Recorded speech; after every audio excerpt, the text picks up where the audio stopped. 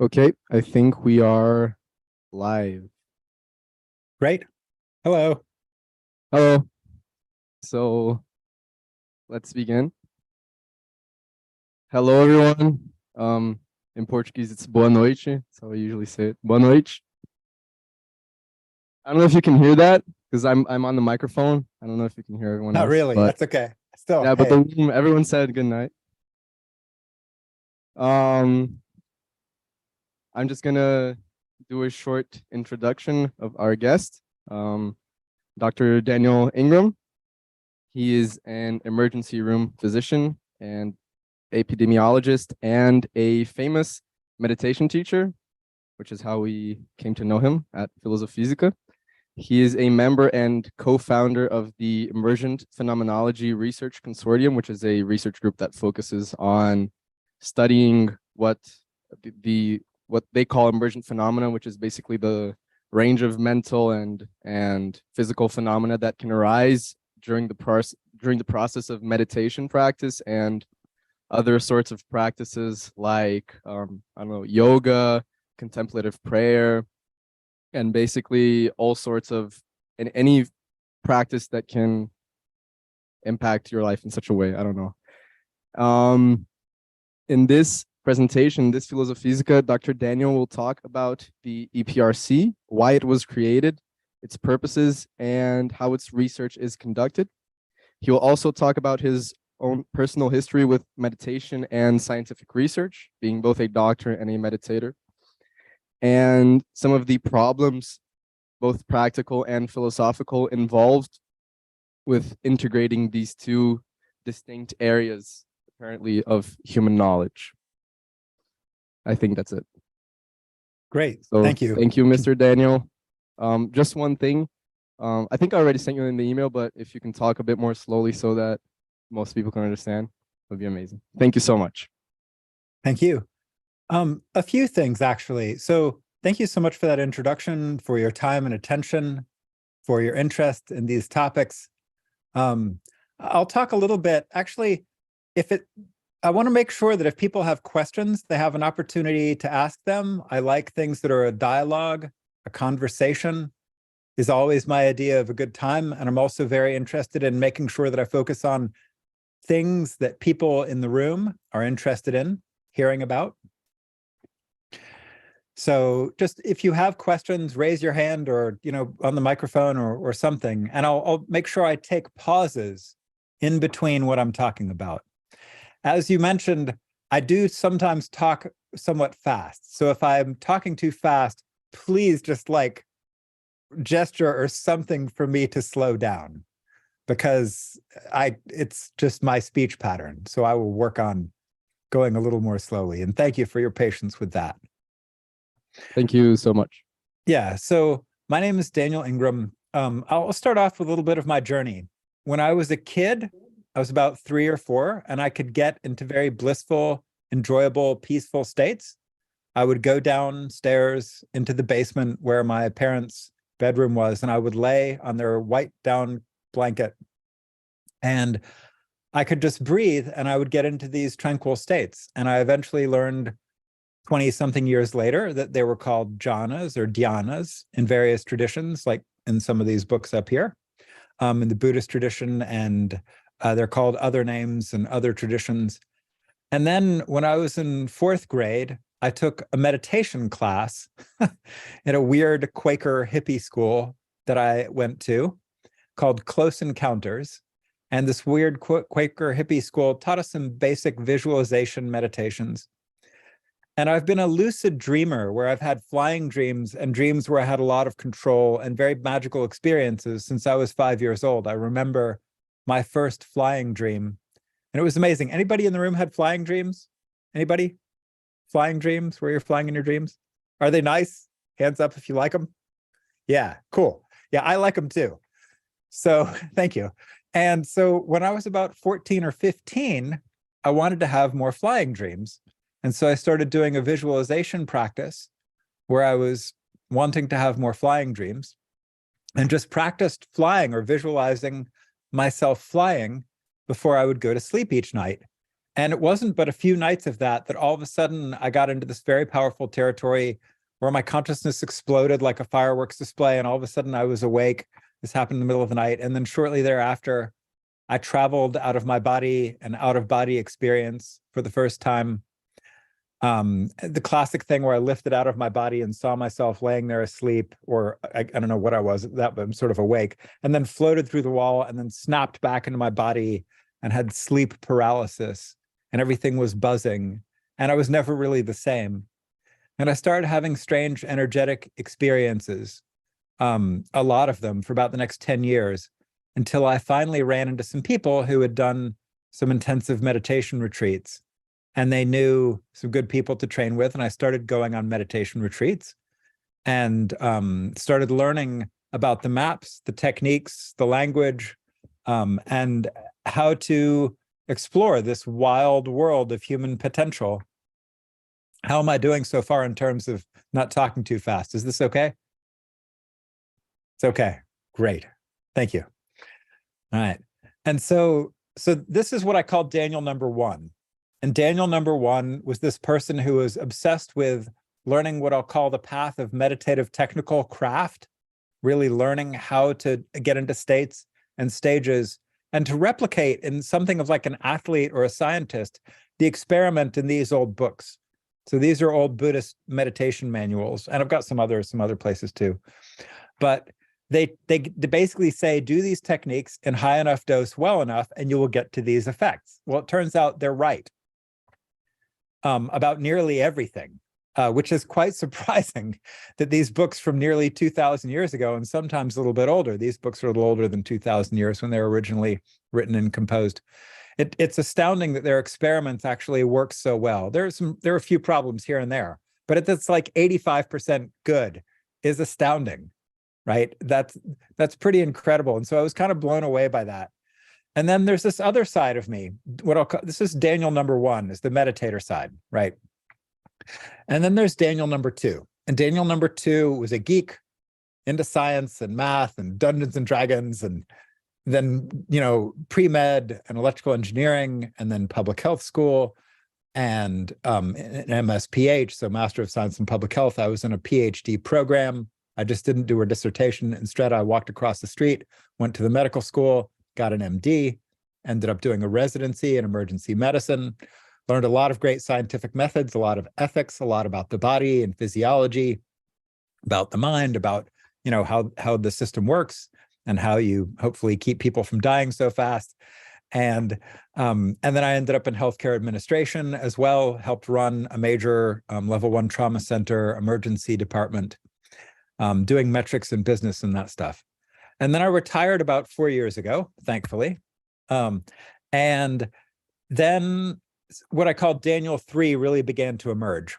And Daniel 3 was trying to figure out how Daniel number 1, who the most important adventures and transformations of consciousness and lessons and healings took place from weird meditative techniques, that Daniel number 2 thought was trained and or don't exist and or are just nuts and need meds. Basically, like all the experiences that Daniel 1 had should be shut down with antipsychotics or benzodiazepines or anti-seizure drugs or whatever, right? So like, this is a problem, right? Because then you've got these two sides, but Daniel number 2 also knew a whole lot about the body, knew a lot about science, knew a lot about neuroscience and physiology and statistical methods and biostats, all of that, right? And so then Daniel 3 emerged and began to try to figure out how these two Daniels, the previous two Daniels, could get together and really appreciate the best of each other, that we could take good scientific methods from Daniel 2 and an appreciation of the realities of clinical care and mental health, where you do a lot of mental health in an emergency department, right? And then the other side, where Daniel 1 was, had massive upgrades of consciousness and learned how to turn into profoundly blissful states and had magical experiences and had profound shifts in fundamental paradigms of how reality was viewed. And so that's the Daniel 3 that I'm kind of speaking to you now from, although we can talk Daniel 1 and Daniel 2 if you want to. And so you'll get to hear from all the Daniels as we go. in some way. You'll see. And so I'm going to sort of stop there and see if there's any questions or thoughts about that. If there aren't, I can keep going.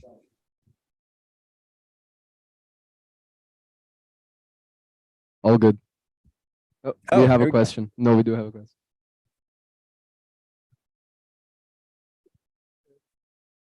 Daniel, you said something about how Daniel number two had some resistance about this kind of experience, this, let's say, mystical experience. Can you pinpoint some specific point where Daniel number two started? I think you're getting to that. If you had some experience or something you read that made this paradigm, or the scientific paradigm, accept this mystical experience as valid as something meaningful. Well, when I say Daniel number two, thank you. That's a good question. Daniel number two, Daniel one was there first. So Daniel number two was built on top of Daniel number one. And I remember sitting in second year of medical school when they're telling us the criteria for psychosis and bipolar disorder and schizotypal, things. And I was like, ooh,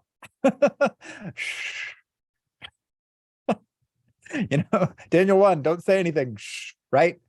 But Daniel 1 was the first Daniel. And so Daniel 2 had to kind of become stealthy about this. And Daniel 1 had to not really surface a lot around my colleagues, although there were about 10 of us in medical school of a class of 160 people who had had these kinds of experiences, right? And we were meditators, or they had done psychedelics, or both, or got to it through yoga or some other process. And so we found each other and we could talk about this stuff. But it was very important that I keep this largely quiet, right? And then what actually happened is 3 years ago, I got invited to Cambridge University in the UK by my friend, Dr. Julieta Galante. And she's from Argentina. And she said, hey, Daniel, you've written this book and you've had some of these experiences, and I've had some of these experiences too. She had done a bunch of yoga and had some very powerful, what she called Kundalini experiences. And that's a reasonable enough word for it. Energetic openings and openings of the heart and consciousness, and some of these states and stages. And she said, hey, I've got an MD and a PhD and a public health degree, and I'm at Cambridge University in the Department of Psychiatry, and I can't talk about the most important experiences of my entire life. This is totally crazy. Please come help me change the world. So on her invitation, I spent the summer there and started trying to figure out some of this research.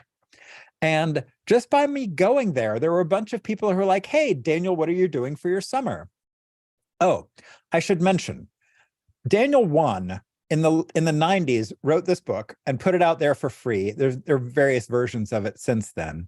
And Daniel 1 also put out a sign basically on the internet, and it said, if you're having weird spiritual experiences, I will talk to you about those for free, and I won't take a donation for those. And maybe I can lend something useful, or at least listen to your story, and maybe connect you to some resources or give you some ideas about some books that may help you, or some techniques or ways to think about this that may help you do better. And it turns out when you do that and you keep that sign out for 25 years, you get to talk to thousands of people. So I got to talk to thousands of people about their experiences. And it just so happens that some of those people happen to be at Harvard and Yale and Brown and Vanderbilt and Oxford, and Cambridge, Julieta Galante, and Stanford and Berkeley, and all kinds of other great universities that just don't have such fancy names, and MIT, et cetera. And so I had this friend network of all of these people. And a bunch of them started saying, hey, Daniel, what are you doing with your summer? And I would tell them, and they would be like, oh my golly, that's incredible. I want to help you.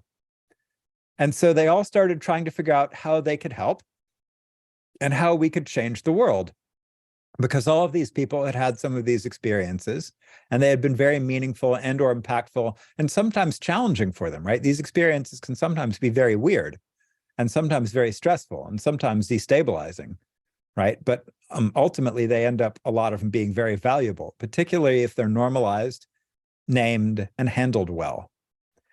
And so, they started saying, hey, why don't we figure out how to be the change we want to see in the world? And before we knew it, the Emergent Phenomenology Research Consortium was forming and starting to grow. And before I knew it, we decided to create a charity to be the bank and raise money and hold funds and administer grants for the work of the EPRC. And before I knew it, I found myself as the CEO and board chair of the Emergence Benefactors Charity that we were all creating to help fund this organization. And now, before we knew it, we were writing up a massive plan of how to do this, starting with figuring out what the current state of the art is, and then moving to a phenomenological approach that really that looks at what are the actual experiences people are having.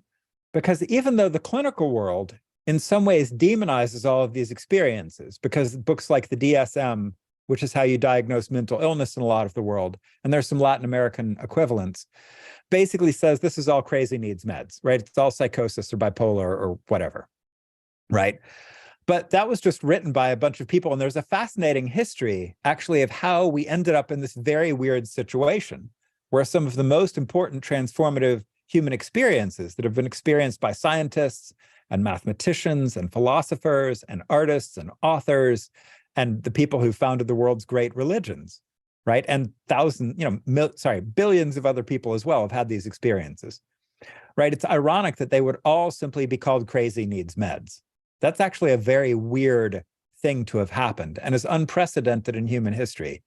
There was no other culture that said that of spiritual experiences. It's new. And it also doesn't have to be that way, I'm quite sure. So, because there are plenty of us who have been trained in science and math and physics and all this stuff who also are able to relate to these experiences vastly better than the clinical mainstream is. And so before we knew it, we were crafting this massive plan that was trying to think about how we apply the principles of medical ethics to this field. I'm going to stop there before I go on to things about medical ethics. Any questions or thoughts?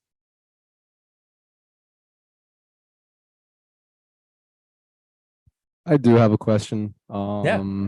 When you talk about like all of these experiences, if you try to diagnose them in the mainstream sort of way, you have some sort of mental illness. Like, what experience exactly are you talking about? Like blissful meditative experiences, or the more like unpleasant sort of stuff that can happen? Well, that's a good question. So, for example, the number of friends I have who got into very, very blissful experiences, right? Very, very pleasant, extremely enjoyable, sometimes nearly like orgasmic level experiences. There's a whole lot that can go with that. So if you look at some of the stage theories you find in books like this one that come out of these old books, this is a stage I would call the arising and passing away, or shorthand abbreviate it to the A and P. And the A and P is a peak experience, but peak experiences can also involve not only very blissful, pleasurable, peaceful experiences, very profound experiences, but also things like the sense of connection to God, or being God, or incredible creativity, or not needing to sleep for days, or thinking you are the next avatar Buddha Christ, whatever, that's going to save the planet, that you may be the most awakened person ever that has ever lived, that you suddenly might have the sense that you have psychic powers, or can read people's auras, or can see through walls, or you might travel out of your body, as happened to me the first time this ever happened to me. You might feel energy and all kinds of things. You might have spontaneous movements, or shaking, or see bright white lights. These are widely described. Hello.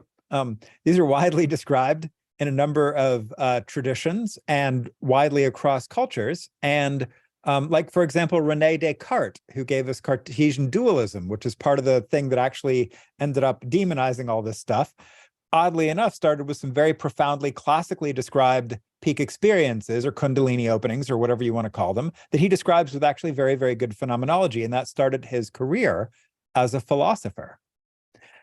And so, so these experiences can often be labeled as mania. They can be, labeled as seizures. They can be labeled as all kinds of strange things, and they can be very confusing for people. And even just ordinary, peaceful, blissful experiences, people are not used to their minds being so quiet or their bodies feeling so good. And they can think something is going wrong with them, or maybe they were drugged by somebody, or who knows what, because it can be totally unlike anything they knew about.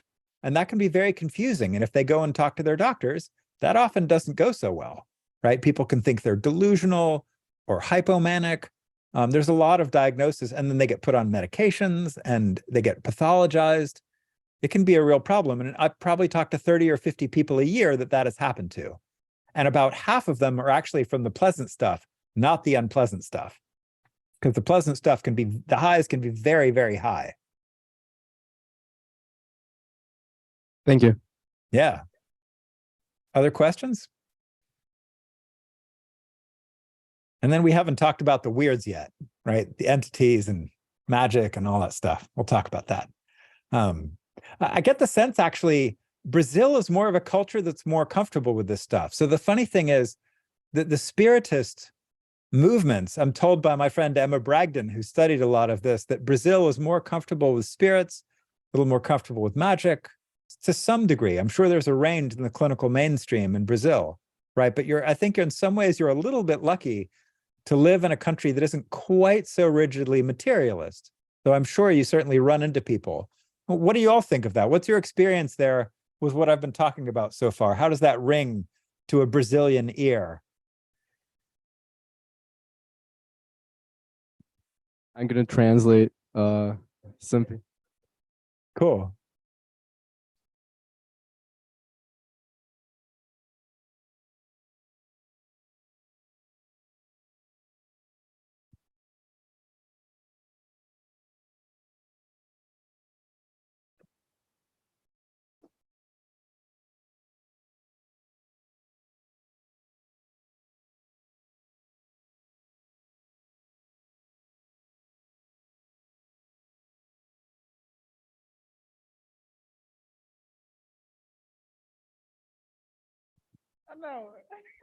Oh.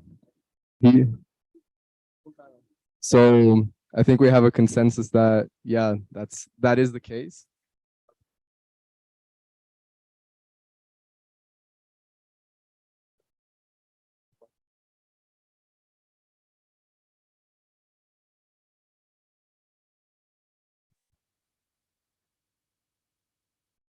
Can you hear me? Is it Yeah. working?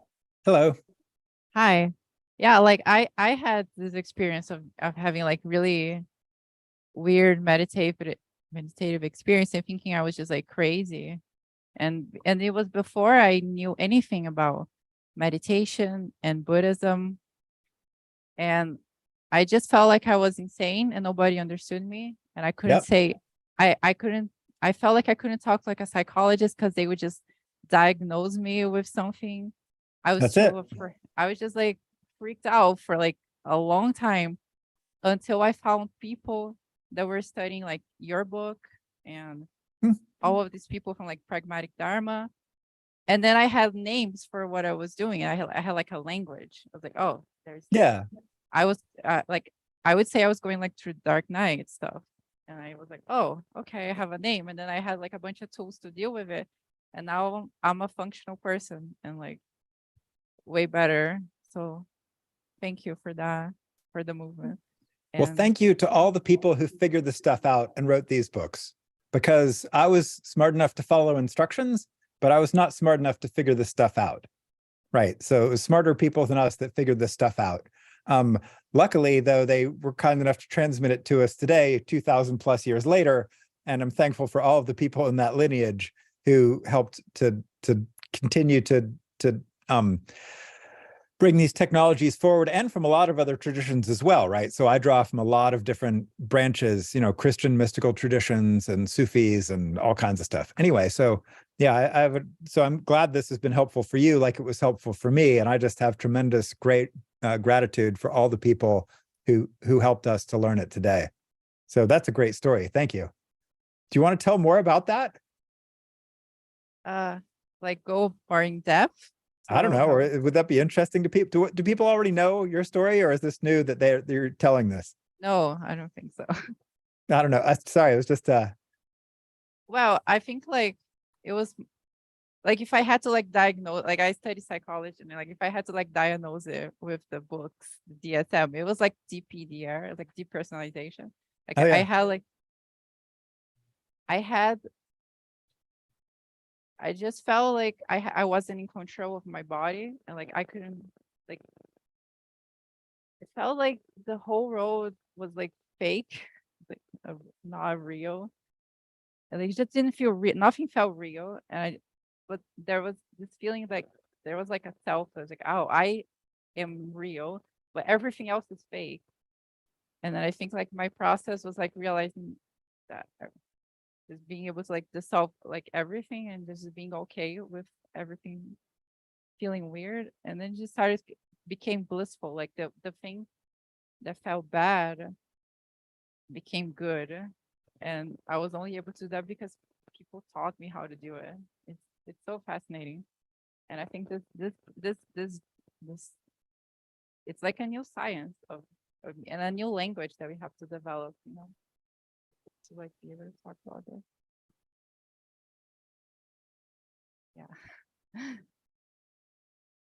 I'm embarrassed to keep talking. Oh, Daniel, can you hear us?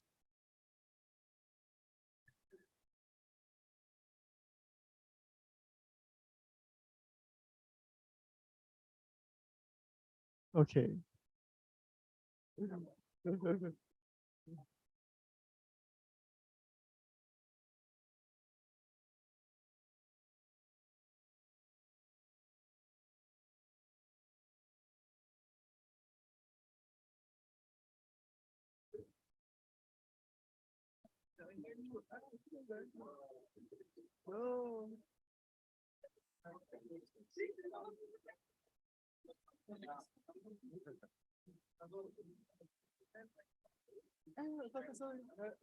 A pergunta dele foi mais na direção de, tipo, acho legal as descrições, tipo, de experiências pessoais, mas entende mais já como que é a situação dessa parte cultural mais espiritualista dentro da cultura brasileira. Daí eu posso comentar mais.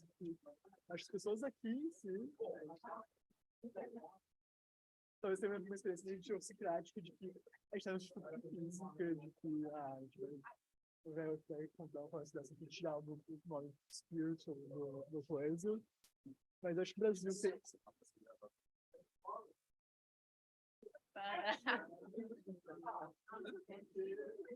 Então, olha.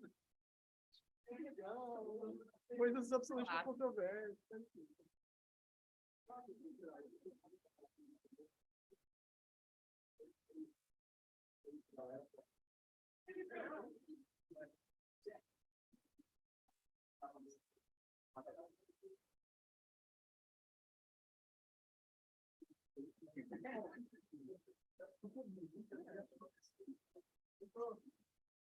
Daniel, hi. We can't hear. We the connection cannot went hear down, you. and now we're back. Welcome to the joys of the Yes. internet. Yes. Yay! Sorry for that. Everything's fine. Yay! Digital communication, such a good time. It's very right. natural. Yeah, it happens. Yeah, it's just life. So as I asked the question, I'm sorry I did not hear the answer. I'm guessing some reasonable portion of you have had some kind of experiences of something. Raise your hands. Yes, no. All right. Some of you. Yeah. Okay, cool. Good. So we've got the basics of why I'm doing what I'm doing and how we came together to the EPRC. What would be good for me to talk about next? Maybe something of the plan, or do we want to talk about the experiences? What would be useful? Just 1 second. We have some questions from the chat. Oh, good. Yeah, let me read them. Hold on.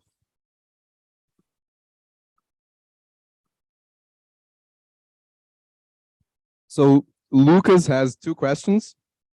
First, I think asking about how the maps that you can use to explain these experiences. He asked, I've got a question. Can some of these experiences that you mentioned that can be considered part, I think he said, can some of these experiences that you mentioned can be considered a part of the natural diversity that we find in the ways of people processing the world around them. So sort of a naturalistic, I think, interpretation. Yeah, So so a he's asking about that. naturalistic lens is actually very much the lens that the EPRC has adopted. So we thought a lot about, I'll talk about medical ethics actually, and that leads to naturalism and a naturalistic approach, okay? And I don't mean naturalism in terms of materialism, I mean naturalism in terms of just describing what we see and starting with that and figuring out the relationships between things.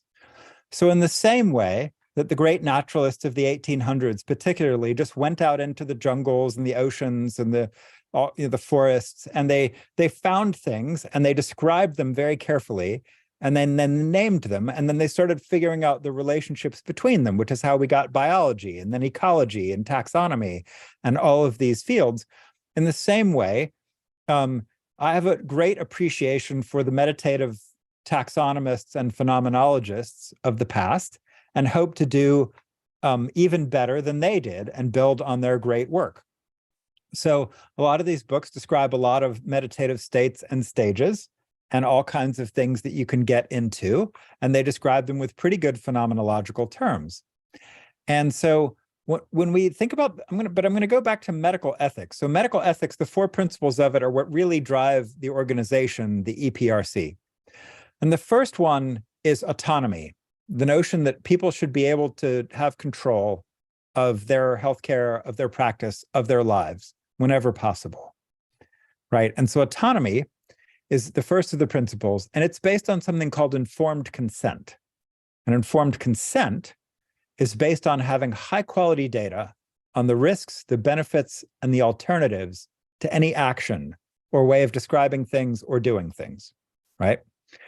And so what we don't have in the medical world is good information to support the process of informed consent, to support the first process of autonomy, such that people can make good decisions about the world of emergent phenomena, what to call things, how do various maps or frameworks impact this, how to diagnose things, where you draw the line of what is pathological and what is just normal.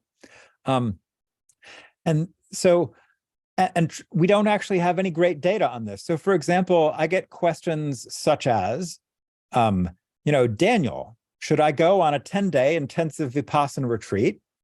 Or should I go down to Brazil, and do a bunch of ayahuasca, right? Or something like that, with the Santo Daime Church or some other group down there.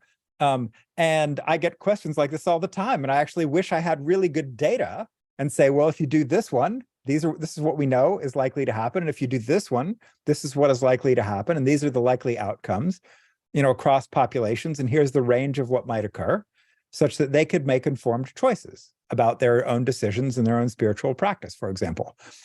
And we don't have any of that data, and we need it, right? Because these are reasonable, important questions that people actually ask, and the healthcare system should know something about, because these can have very powerful effects on people's physical, mental, and social health. And so the next 2 principles are doing good, benevolence, and avoiding harm. So in terms of how to do good and avoid harm, I think it's pretty obvious that a lot of the ways the mainstream relates to this stuff does harm. I think that's essentially unarguable. And exactly where you draw the line of that. But I talked to countless people who are having what they describe to me and sound like honest to goodness meditative attainments, real cool territory that they told some doctor and they just said, that's crazy, needs meds, and you're broken for life. And we might start taking your rights away. Right, that's a real problem.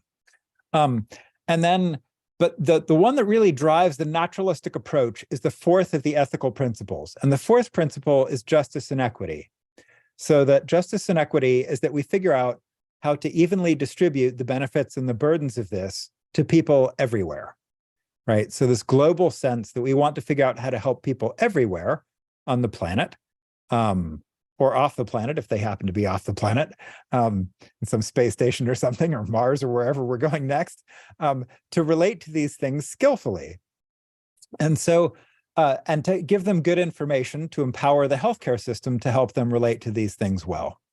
And that one, when you start thinking about what works as well in Rio as works in Riyadh in Saudi Arabia, as works in Rome, as works in rural Alabama, where I'm sitting right now as I talked with you. What scales in the same way that the way we treat migraines scales? The way we treat migraines is going to be relatively similar all over the world, with some occasional exceptions of acupuncture versus energetic stuff versus whatever, right? But a lot of it's the same and it just scales, or like what we call the elements, or mathematical notation, or a lot of scientific and biological terms just scale. They just work. Engineering terms, they just work. Notation, it just works.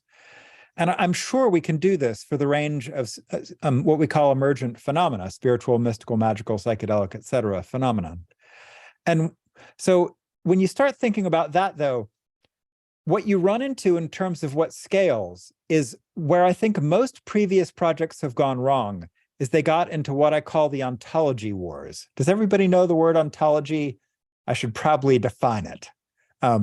So ontology is a word that means what you think things truly are, or how things truly are. And epistemology is how you think you know that. So for example, if I said something like, all is one, that is an ontological statement, right? Or if I said something like, we all have souls that will one day go to heaven, that is something of or somewhere, right? This is an ontological statement. Or we have separate energy bodies that are separate from our physical bodies, or something like this. These are all statements of ontology. And materialism, that this is all just an emergent property of quantum forces and particles, right? And somehow we're conscious of it, but it's really just insensate particles and forces that are at the root of everything. And consciousness is some sort of strange byproduct of that, right? These are all statements of ontology. And it turns out those are all statements that are at least 2,800 years old. So every ontological statement you've ever heard is at least 2,800 years old. From the dawn of the axial age in Greece and India and Nepal and China, we have texts that clearly show that people have been making these speculations for over almost 3,000 years, and probably before, and they just didn't write it down, or we don't have access to those records. And none of those debates are new, and none of those debates are going to be won. We're not going to win those. You can't win the ontology wars, I'm pretty sure. And so the way that actually scales, I think, is a clinical approach. And the clinical approach is this. So if someone comes to me as an ER doctor, which I did for 12 years, and they say, doctor, I've got this pain on the right side of my head, and lights are so bright. It's been going on for about 2 days, and I'm really nauseous, and your voice is so loud, and I'm seeing these white wiggly lines. Well, this is a migraine, right? This is straightforwardly a migraine. Everybody knows what that is? Yeah, migraine headache. We all know. Cool. Good. And I've never asked the question, are those lines a hallucination? Or are those lines the mind of God? Or are those lines spirits? Or are those lines an emergent property of quantum particles? I've never asked that question. And it turns out I didn't need to add value to their care and enhance their life and say to them, this is a migraine. I don't have to get a head CT. I can treat it like a migraine. What kind of medicines work for you? And go to that conversation straight out of the gate. And I think we can do that for emergent phenomena as well, and not get into the level where we're making statements that would come out of the religions. Because basically everybody's going to add their own ontological overlay anyway. If you're a Christian, you might think of it one way. If you're a Hindu, you might think of it another way, or a spiritist, or an atheist, or a materialist. You're going to think of this, what your experience is in your own way. And so what's going to scale, we think, is a naturalistic, taxonomic, phenomenological, pragmatic, clinical approach to this, which honestly, I don't think has been tried. So as we go back through the history of emergent phenomena and people attempting to incorporate this stuff into medicine, what we find is that like the cosmic consciousness people from the 1880s in France and Germany and the UK, and then some of the, we've got William James in 1901 and 1902, which, by the way, if you have not read The Varieties of Religious Experience, you should. It is awesome, and it will make you smarter. It is just an absolutely incredible book. So I highly recommend it. But what we think is that a phenomenological, clinical, pragmatic approach that actually just sees what adds value to care, and using very neutral language that doesn't get into the ontology wars, which the religions are going to wage anyway, and the scientists among themselves, and the consciousness primary people versus the materialist primary people versus the soul people versus the we have no soul people, or whatever, right? They're going to continue to do that. But we think what scales is something very phenomenological and naturalistic. So that was a very long answer to the question, but it allowed me to touch on a whole lot of important topics. Questions, thoughts? Ideas?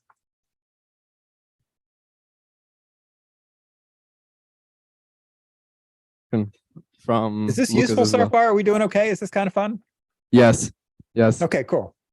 Good. I think maybe just if you can talk a little slower. Oh, sorry. Or I something. will No, talk but it's even more great. slowly. The second question was, I think you sort of already answered it, but can you talk about how the interpretation given to these experiences affects the experiences themselves? Wow. That is actually one of the biggest questions in this field. So good job for asking one of the big questions. In an ideal world, as a scientist, what I would want is comparative outcome studies with competing ontologies and interpretations. And in an ideal world, with unlimited amounts of resources and money, we would have groups of people that were having experiences that phenomenologically seemed to cluster together and seem basically the same. And we would ask them, A, how are you interpreting it? And or if it was new to them, they had no interpretation, give them various interpretations in a randomized controlled way, and then follow them forward and see how that helped. Is it beneficial to tell someone you're crazy and broken for life and need medications? Or is someone going to do better if you say this is an anciently recognized valid spiritual experience that has been described in textbooks and by practitioners for thousands of years and is described today, and that we have some helpful technologies that will help you turn this into even more beneficial and helpful transformations of consciousness, for example. Right? And you could do a study and look at these people going forward, and you could look at things like patient satisfaction scores. If you're a healthcare provider doing this, you could look at medication utilization. You could look at, hospital bedtime. You could look at whether or not these people end up more or less depressed or functional and how it impacted relationships. And so these are the kinds of outcome studies that we hope to do through the EPRC and very much need to be done, because clearly the interpretation has profound impacts on outcomes.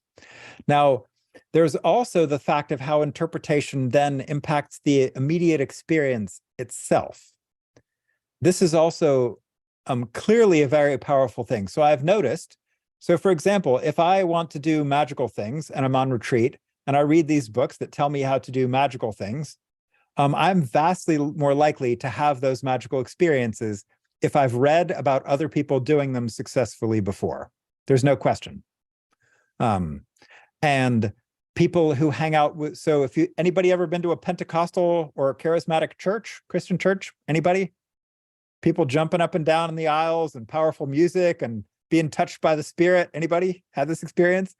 Yeah, right. It's infectious, right? Because one person is doing it and that's what's expected. All of a sudden it starts happening to the crowd, right? Because there's, this is, and so language and social and ideas and mirror neurons, I think, sort of mirror what's going on with other people, clearly can be very powerful in inducing these experiences, right? Have you ever gone, you go to a music, concert, right? And all of a sudden you're feeling and behaving totally differently depending on how the crowd is feeling and behaving, right? We have these behaviors that synchronize with other people. Or you go to a lecture and all of you are like sitting there. This is, what's going on around you, and your expectations and your social conditioning are clearly impacting your experience and what you're doing and how you're relating to it, right? And so, yes, obviously. And then the question is, what are the interpretations and the frameworks that are sort of the most optimal, depending on what the patient or practitioner or experiencer wants to optimize for? And so in an ideal world, we would have high quality science that said, hey, like, let's say someone said, I want to plunge the depths of the spiritual life and commune with the spirits and find, dissolve my ego and, become an energy healer or something. And you have somebody else who's having these same experiences who says, I have 2.3 children and 1.5 jobs, and I have no time for this stuff. It needs to go away. This is too much. I can't handle it.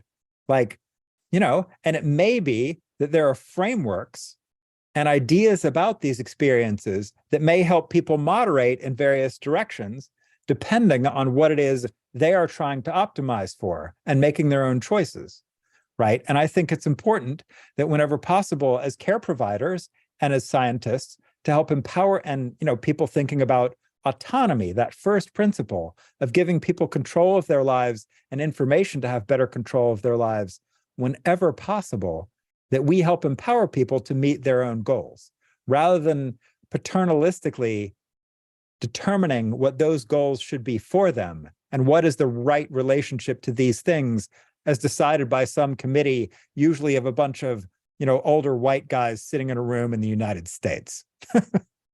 Right?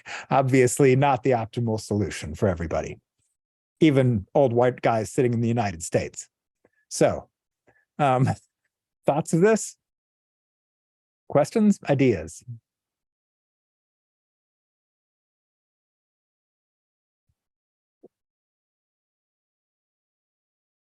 Oh, hello, Dan. I wanted to ask you about that example you gave about the migraine, and that you gave an example to make a parallel with maybe a migraine as a physiological symptom, maybe purely physiological, in parallel to how you treat maybe poorly or partially spiritual symptom, right? And I just wanted to understand better, for example, somebody comes with some symptom, like, I don't know, depersonalization, or I experienced some crazy state of mind, yeah. And then you will present to her, ideally, when you do all the research you need and so on, like a generalized theory or whatever that will cover all cultural backgrounds, religions, or you will consider the background of the person. That's what I didn't understand. You have to consider the background of the person, and good clinicians already do this, right? So I've, prayed with people who were from faiths that were not my faith, and I've met people where they were. So everybody is bringing in their own interpretations, and a good doctor or mental health practitioner or nurse or whatever you are, you, whenever possible, use the kind of language and concepts and moderate what you're saying to people such that it lands with them in a skillful way and a culturally appropriate way whenever you can. That doesn't mean you're always going to know enough about their culture or who they are to do this, particularly if they're coming from a culture that is far from yours, right? That is not one you're familiar with, right? But you always try, and people are going to do that anyway, even if you don't. Even if you're not able to do that, that's what people are going to do, right? So, so you've got to find a way whenever possible to use language that is going to work with people and concepts that are going to work with people. And building up that cultural and range of competencies is important. And then the other thing is recognizing if you don't have it, it's also sometimes useful to be able to refer somebody to somebody who does, because that can be really helpful in these kinds of situations, to say, hey, I don't, so for example, if someone from Brazil came to me and said, hey, I'm having a spiritual experience that I interpret this way. And my mother also saw these experiences in spirits, and I have this framework for thinking about it. That's not my core level of expertise. But what I would like in an ideal world is to know, I know someone who does Brazilian spiritist practices and cultural things and can relate to them. What I'm going to do is tell you what I can that's basic and helpful now. And then I'm going to refer you to someone who's got that level of depth. And even just the notion that that is a good idea would be a revolution in healthcare and mental health care in particular.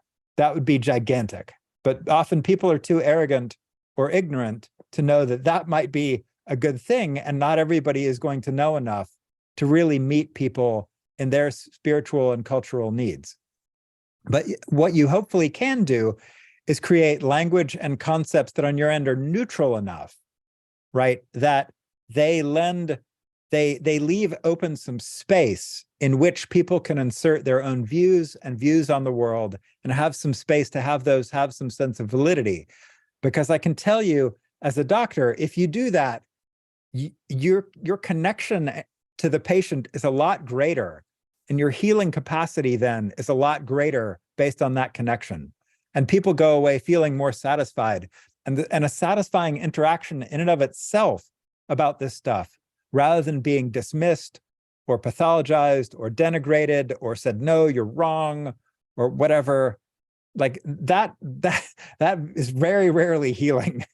And so if your goal is healing and connecting with people to heal them, then it's really important that you leave some space for people's views. Was that helpful?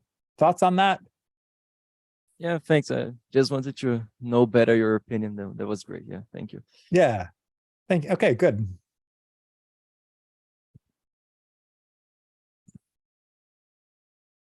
Hi, Daniel. Hey.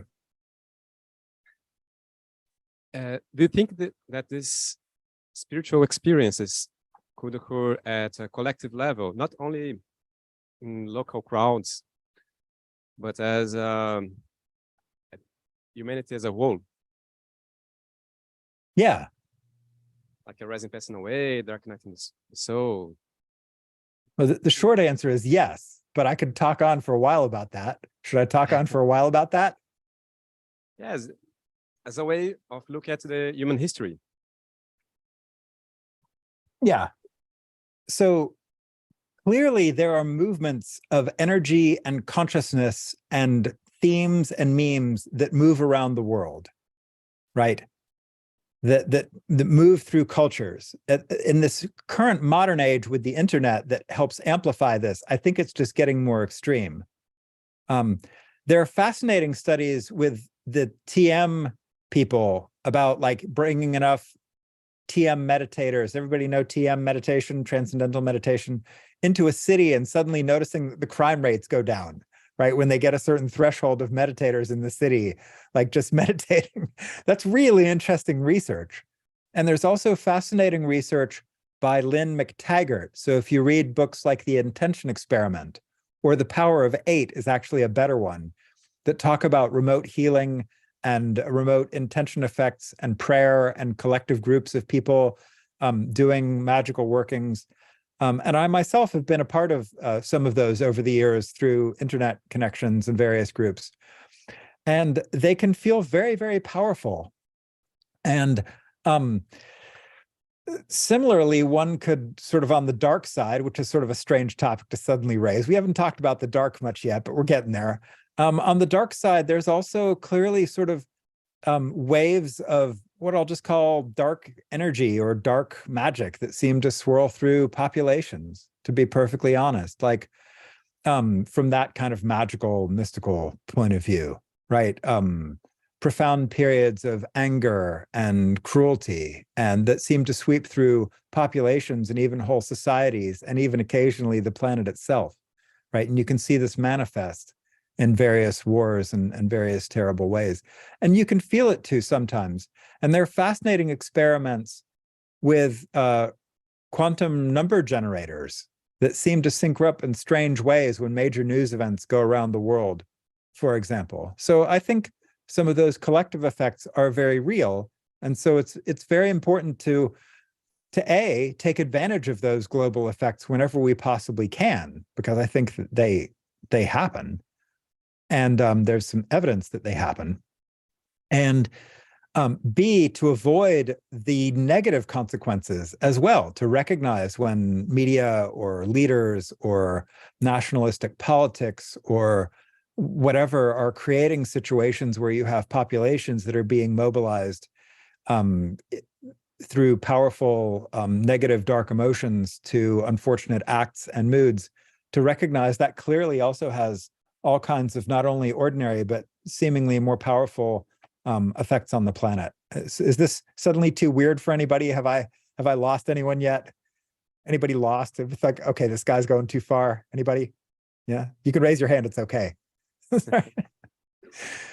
No, thank you. Yeah. Any thoughts on that? It's probably a controversial topic. Somebody must have some. You should also check out, by the way, for people who are interested in the literature on magic, there's a lot of good books on this stuff. If you haven't read them, The End of Materialism by Charles Tart is a great book. He was a friend of mine. Dean Radin is another friend of mine. And his books, Real Magic or Super Normal or Entangled Minds, are also great ones if you're interested in some of the science on this and bridging the relationship between science and magical and energetic phenomena, psi phenomena, as they would call it. So may I ask a question? Yeah, please do. Okay. So I'm hearing you talk, and I'm sort of seeing sort of two perspectives, and I wanted to get your input on those. Like, so I see that in one side, it might be that these experiences are revealing some like truth about reality itself. Or do you think that this like doesn't matter as much as people's experiences, and that could be healing? So yeah, like these two views, like what sort of matters? Do you think these experiences reveal something about reality itself, or reveals something about the person that is experiencing those things? And I don't mean that, like, I mean it could be healing, but like, yeah, I think you get it. Yeah. I have thought a very, very long time about that question, and it is a critical question, right? You all are asking the great questions. This is really good. You're getting right to the big stuff. So good job.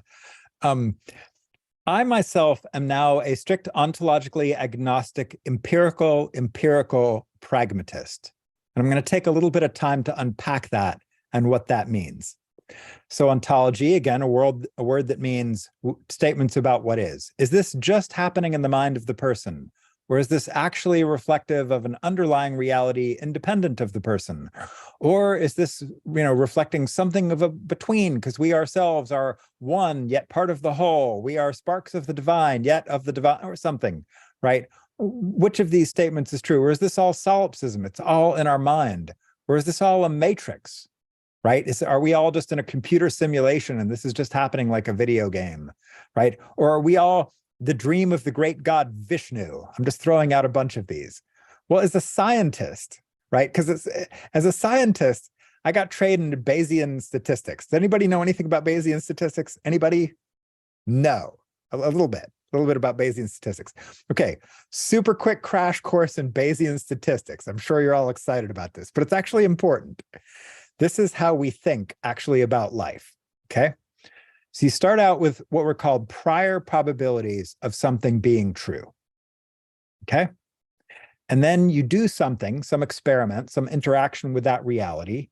And then after that interaction, you come away with a posterior set of probabilities of what is true, right? So for example, if I'm wondering, is there still water left in my cup? I'm going to give a 90% chance, but I actually can't remember. I've been sort of sipping half absent-mindedly, and maybe there's some water left in the cup. So I'm going to start off with a 90% chance there's water left in my cup.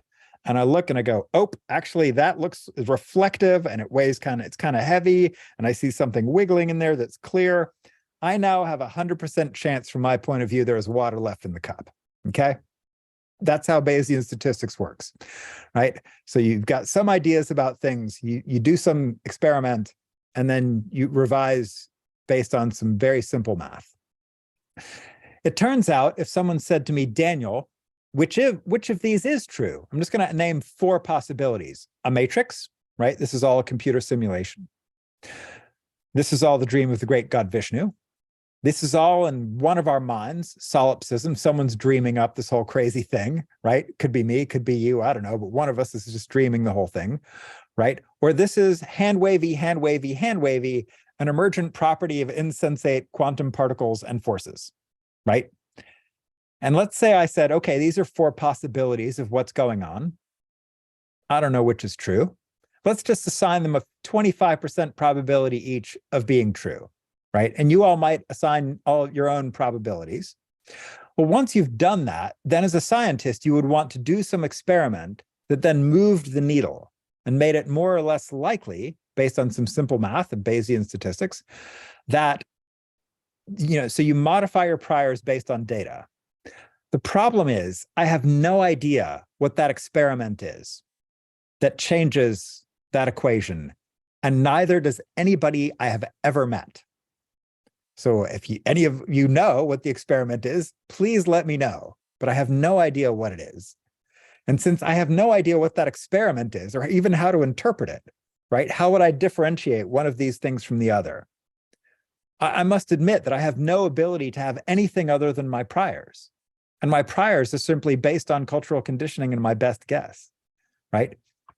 I should also mention, so this is a strange thing. You're talking to something of an unusual person today, in that I have had pretty much every sort of revelatory spiritual experience you could ever imagine. It's not bragging, it's just a statement of truth. Over the last 50-ish so years, I have had profound experiences of oneness, profound experiences of cosmic consciousness, profound experiences of everything being void and emptiness, profound experiences of an immense sense of control, of magical control of reality, that I could craft it to be whatever I wanted to be. The sense that there is absolutely nothing in control and no one to control anything, that everything is perfect causality. That I've had experiences of having previous lives, which are as utterly compelling as my early childhood memories, where I was this or that or whatever. And I've also had experiences that there's only this immediate transient moment, nothing that could be reborn, because there's literally nothing other than this. And this itself is too transient to be real. And more besides, right? I've had experiences of the divine mind of God. I've had experiences of Buddha nature. I've had experiences of lower level entities, all of these, right? And I've had them many, many times. What's interesting is these are all obviously contradictory. They cannot all be true. I've had experiences that there's a luminous all-ground that was totally compelling of cosmic stable consciousness that was truly who I was, or that I was an utterly separate soul that was separated from the body, right? Both completely compelling when they happened. And if I had just had 1 or 2 or 3 of these, maybe I would put them together in some hybrid. But I've had all of them many times. And when you have all of them many times, you start to get the joke. And the joke is that the mind can create, so it seems, or reality can present with, or the matrix can present with, or the God can dream, or whatever, all of these experiences. And they're all super compelling when they happen, right? I'm also trained as a physicist and engineer. So I also think that laws of mathematics and biology and physics and quantum mechanics are also very powerful. Maybe that's Newtonian, right? So there's an intellectual part of me that's totally convinced of materialism and superdeterminism. Sorry if I'm speaking fast, I'll slow down. Anyway, and the point is that at some point you realize there's no way to interpret any of this in a way that you can be absolutely sure of. Although at points I felt super certain of whatever interpretation. And here's where you get into the funny thing. So the next two words in what I am, so I'm ontologically agnostic, meaning I have to admit, I don't know what the underlying stuff of reality is. I don't know. And I don't know how anybody could know. I also admit that I've had experiences where I was so certain of how reality was, countless times, all of which are contradictory. So what you end up with them is empirical pragmatism. Empirical has two meanings, primary meanings in English. The first is in the sense of the British empiricists, like David Hume. And basically that it is your experience is the first basis of reality. Regardless of anything else, it is your experience from which you would extrapolate and deduce anything else that you speculated was true, right? From the experience of a thought, from the experience of occurrence, from the experience of an observation, from the experience of a scientific experiment, from the experience of reading an old religious book or having a profound mystical experience. It's from your experience. Empiricism, in the British empirical sense, is the basis for your experience. And then the next meaning of the word empiricism is scientific reproducibility. So the empirical experiment is where you can reproduce the experiment and show, oh, every time I think I am part of the divine spark of God, or I am a meaningless speck in the void, you get pragmatically to see how you feel when you really adopt one of these views. Because someone who believes they're a spark of the divine versus, you know, an empty, teeny little speck in the void of meaningless mechanics or whatever, there's no way you're going to feel the same about that. Right? So you, for yourself, can actually determine pragmatically, reproducibly, in your own experience, when you adopt an ontology that you must admit you cannot prove one way or the other. How do you feel? How does that impact your actual life? Does that make a positive difference? Are you okay? Are you not okay? Like, do you feel happier? Are you more functional? Are you more connected or less connected to your community? Are you more able to be involved in relationships? Pragmatically, practically, how do your ontologies impact your life? And so that's what I'm left with, is that various situations respond better or worse to various ontological assumptions. And sometimes it's very useful to think in statistics and mathematics, or to think about an energy body, or to think about materialist assumptions. When I'm driving my car, I'm very materialist. I assume if I hit another car, it's going to hurt my car and them, right? So in different situations, I shift in, and we do this all the time, by the way, right? If you find yourself thinking very mathematically, like let's say you're in a physics class, right? And you're thinking about forces and you're thinking about equations, right?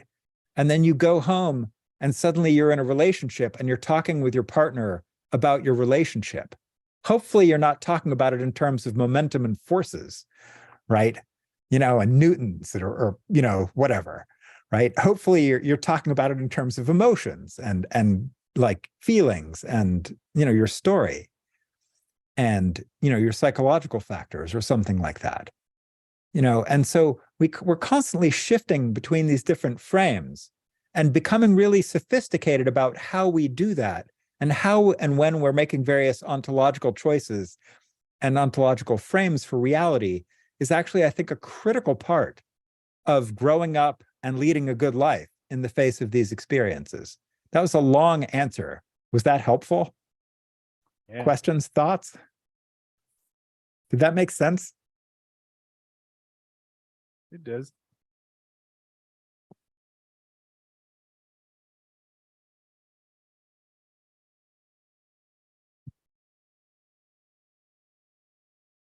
I have a kind of a very silly personal question because because it's something that always crosses my mind when someone is very honest about, like, no one knows about the ontology of the world. No one knows, like, what's this thing. I also I've thought I've known hundreds of times. Yeah, totally certain, utterly compelling. yeah. Lots of fun Yeah. to be very certain. Certainty feels really good sometimes, except the bad ones. Everything is void, and you're an, impersonal speck in the great cosmos of mechanistic whatever. That one doesn't feel as good, but the rest feel good. Sounds kind of depressing, yes. Yeah, a little bit. Yeah, but I think I always was curious about, but what is the ontology? Like that, it must be something. And always when something, I don't know, it's kind of a guess. Always, every time someone is honest about we don't know, there's no way to know, and I kind of agree. It's like this is not like incredibly depressing or like, oh, I want to know. Don't you feel like that? It's a silly question. Yeah, it's a super important question. I mean, I totally understand the want to know. And there are parts of me that still really want to know. I'm still super curious. I still watch a lot of videos on quantum mechanics and astrology and the origins of the universe and about what consciousness is. I have countless books on my shelf, that are talking about what consciousness is and how we know and what is the neuroscience and what are its origins and things like that. Fascinating to me. I think it's amazing. Yeah, so I totally get that. And I think it's important to acknowledge that part in ourselves, right? My guess is you're all here because some part of you is super curious about this stuff. And that's important to nourish that. Oh, yes. And to not just say, oh, we can't know, right? Because we can know some things, but to also see when you look at things various ways, what actually happens for you, right? That's what you can do the experiment of. And in various situations, each of you can figure out, wow, when I think about this way, I feel this way, but I think about it that way. And suddenly, right? Because each time we draw a line or make a determination, we open up certain possibilities and we cut off others, right? So having the creative freedom to be able to move between some of these can actually lead to a very rich life. On the other hand, there is something super compelling about preferring certainty. I know how it is, and I'm just going to stick to that and be super confident that that is the way things are. That also has a certain effective beauty. And there's actually a number of studies that actually show that certain ontological situations in which people have profound faith in their tradition actually can be psychologically extremely helpful sometimes and promote some better life expectancy outcomes and things like that. There's some literature on that as well. So actually, even by saying, you can't know, regardless of whether or not you can't know, the certainty that you do know can actually be very helpful, and may even increase life expectancy and increase social and community continuity if you're among a bunch of other people that are certain which is why various groups that are certain they know and certain their way is the truth are very, very compelling and attractive to people and may lead to some better outcomes. And that's important to acknowledge. Thank you. Is that helpful? Interesting? Yes.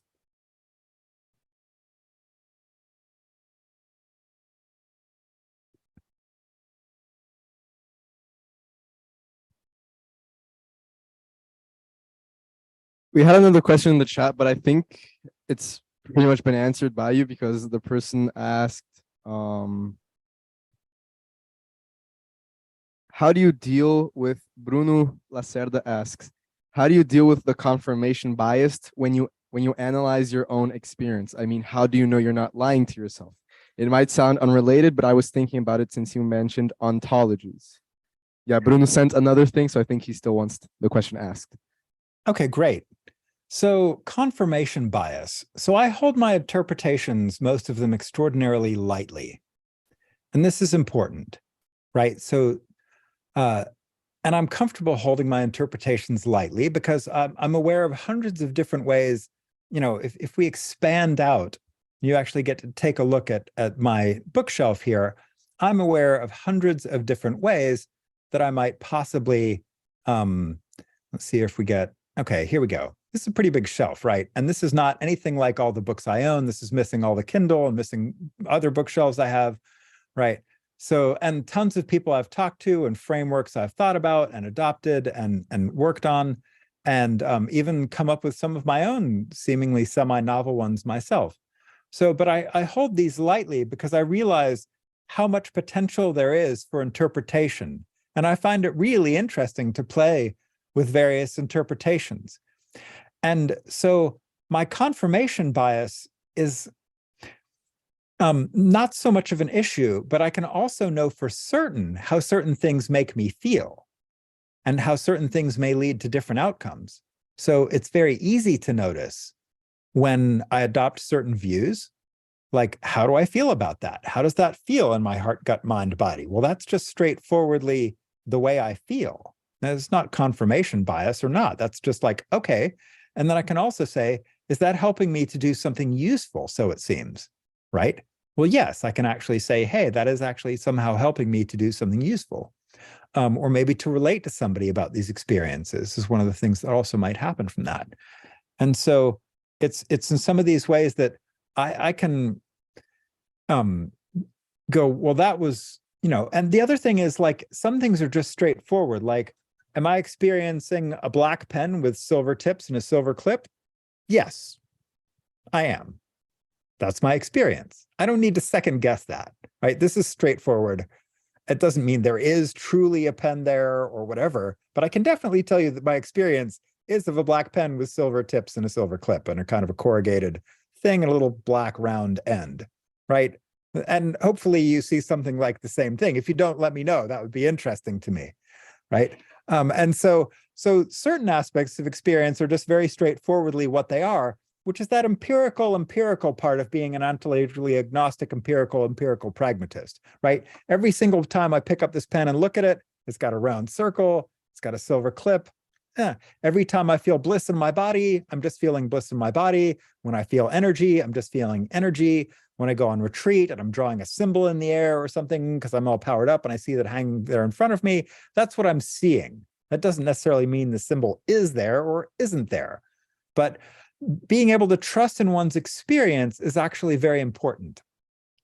And I'm going to talk a little bit about the concept of real versus causal, because this is actually really what people want, right? You want to avoid confirmation bias because you don't want to be sort of wrong, but you don't want to be wrong because you want to have good outcomes, right? And to recognize that this is an outcome-based heuristic, that meaning the way we evaluate things is based on whether or not we think our outcomes will be good. And we're afraid of being fooled or tricked. Like, for example, if you were walking through what seemed to be a doorway, and there was a pane of glass there that was so clean you could not see it, you would not want to smash into that pane of glass, for example. So you would want to know there is truly a pane of glass there, even though I cannot see it. Similarly, if you were seeing something, like all of a sudden a ghost comes into the room, you don't want to freak out if you don't have to, right? That's what you're experiencing. Oh, there's a ghost. I've actually seen a ghost. It's a very strange thing. Anybody seen a ghost, by the way? Anybody? No? Am I the only one? One. One hand goes up. Two hands. Two hands. Three. How many? We got anybody else seen a ghost? Was it weird? This is weird stuff, right? Anybody else think it was kind of weird? Yeah?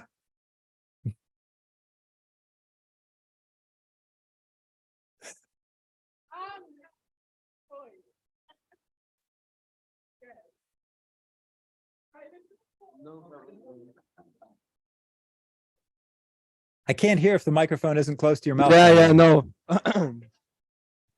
We were debating whether it was weird or not to have seen a ghost, but I think the It's weird, consensus huh? is, yeah, it's weird. It's weird. Yeah, it's weird, right? So Yes. yeah, it's weird, right? It's weird to see a ghost, and I've seen a ghost, and it was a very weird experience.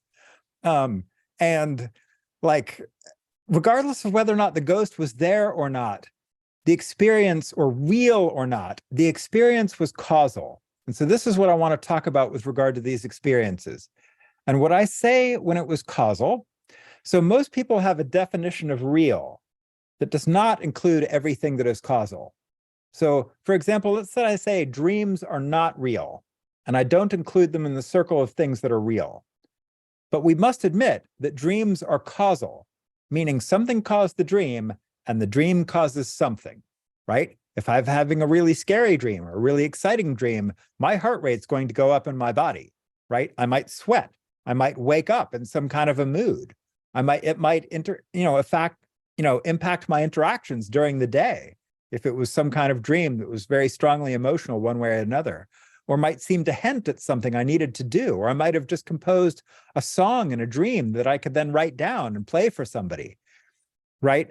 So dreams are causal, clearly, regardless of whether or not you consider them real. And seeing a ghost, regardless of whether or not it is real, is clearly causal, because I'm now talking to you about this experience I had in Tupelo, Mississippi, in 2013, right? And it was impactful for me then, right? And when you bring this thing to mind, it still probably causes some emotional reaction if you've actually seen one, because it's usually an emotional thing. And so the question of causality is actually more important. And then what people want to make sure is that they don't make causal mistakes that lead to bad actions, that lead to bad outcomes. And so the word real is usually used as a shorthand for something important about causality, right? So either something that you don't see that is there, or but that you didn't see that sort of isn't there, meaning other people wouldn't see it. But that doesn't mean it doesn't have causal impact on you and potentially even them. So for example, I did not see the ghost that the ones of you saw, right? I didn't see it. And yet it is having a causal impact on me that you all saw this ghost or ghosts, right? Because we're having a conversation about it. And so it's actually way more interesting to me to think about what is causal, and then think about what the causality of the way we interpret things. So interpretations are also causal. That was truly a ghost, or that was just sort of a weird waking dream, right? Each way I interpret that will have different implications for how I act. And I think having the freedom to make some of those choices and to recognize also that even within ourselves, we may not be in total alignment about this, right? Because even if there's a part of you, let's say you see a ghost, even if there's a part of you that's like, ghosts are not real, there's another part of you that's going to emotionally react to that, regardless of what the rational part of you that says ghosts are not real says, right? So even from an internal family systems point of view, like a parts point of view, we can look at these parts of ourselves and notice that they're often not all on the same page. And recognizing that is actually an important part, because we have parts of ourselves that even have competing ontologies, right? Just like I had Daniel 1 that was exploring deep meditative states, and I had Daniel 2 that was the scientist and doctor and electrical engineer and physicist and chemist and all that, right? And these didn't always see things the same way. And that's how we all are, really. And just recognizing that within ourselves is really important, because it helps us recognize that this is complicated. And my father, for example, my father has seen a number of ghosts. My father is a Harvard, Yale, Harvard trained pediatrician and engineer. Okay. If you initially ask him, do you believe in magic? He will say, no, of course I don't believe in magic. And then do you say you believe in the supernatural? No, of course he will say he does not believe in the supernatural. He is a rational man. He is trained as a rational person. He was a person in the 50s, literally with a slide rule and a pocket protector with pens in it and glasses and white shirts and ties. This is my dad, right? However, if you get him talking about ghosts and the ghosts that he has seen in his ghost stories, suddenly you see a totally different person come out, right? Even though he initially will tell you he doesn't believe in magic or the supernatural. Yeah, he does, or at least parts of him do. And we're all like this. And even if the dominant side of ourselves says one thing, we often usually have parts of ourselves that are another way. And acknowledging that is very important, right? Because it helps us relate to ourselves and other people honestly. Because most of you probably, how many people have seen ghosts and have a part of you that also thinks it wasn't real and a part of you that thinks it is? Anybody? Right? You see, you've got both, right? And so do I. So just being honest about that is very helpful for when dealing with these kinds of experiences. Is this useful to anybody?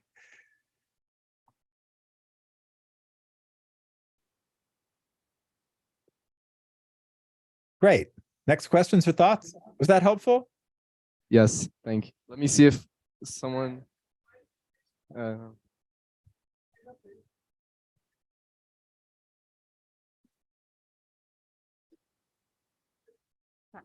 Hi. Hello. You're talking about we are wondering if dreams are real or not. And I was wondering, like, how do we know? How do we define if something is real or not? So if you said if dreams are real or not, is that right? Yeah, like you were talking about, we don't know if dreams are real, but how can we define if something is real or not? Well, so that's the question of epistemology, right? So the question of epistemology is what is real? And then statements of ontology are, I actually do not find the question of what is real interesting anymore. I used to. Real in the sort of an ultimate sense. I actually don't find that, I mean, there's a part of me that still does, right? But essentially, there's a French anti-philosopher named Laruelle. And Laruelle is a weirdly smart person. And what he says, he calls himself an anti-philosopher because he says there are no true lines between anything. But we find ourselves drawing lines. What is real, what is not real. And he said, as soon as you draw a line, wherever you drew that line, you have now, when you make a decision of how you draw that line, you have now created a problem. And philosophy is what you use to solve the problem you have just created. So this is important, and it takes a while to sink in, right? That as soon as you draw the line of what is real and what is not real, you have created some problem. And then you will have to use fancy philosophy to try to solve that. More interesting to think about why you created that problem in the first place, and did it help you? Because sometimes drawing a line helps you do something, even if it still creates problems. So actually, for your question of real or not real, what I would actually first identify is your criteria for how you would know if where you drew the line was useful, right? So, and that's actually what people do, like, they're like, wait, what? But like, is it useful to think of dreams as real or not real? Both can be true. Sometimes it's useful to think, oh, you know, if, like, let's say you dreamed that you had an argument with your partner, right? And you woke up in a really bad mood, you know, and you were angry at your partner because they may have said terrible things to you in your dream, right? It is useful to go, the dream is not real. You didn't actually say that to me. Okay. So we make a decision that is not real, but it was still causal. Remember, causal is usually bigger than real.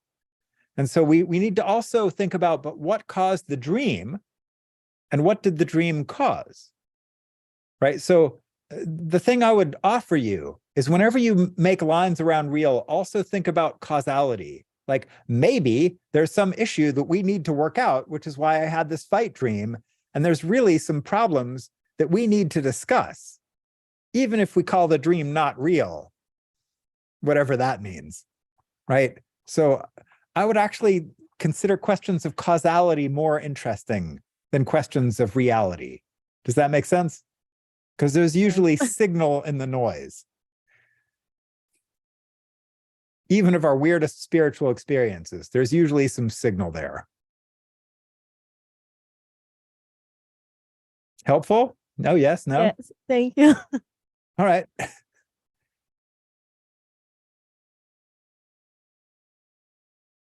I think we don't have any more questions in the chat. Daniel, let me just check. No, we do. Bruno Bruger asks, I think this is more of a personal question. if I notice my certainties are getting in the way of living a fulfilling life, how can I lighten them up?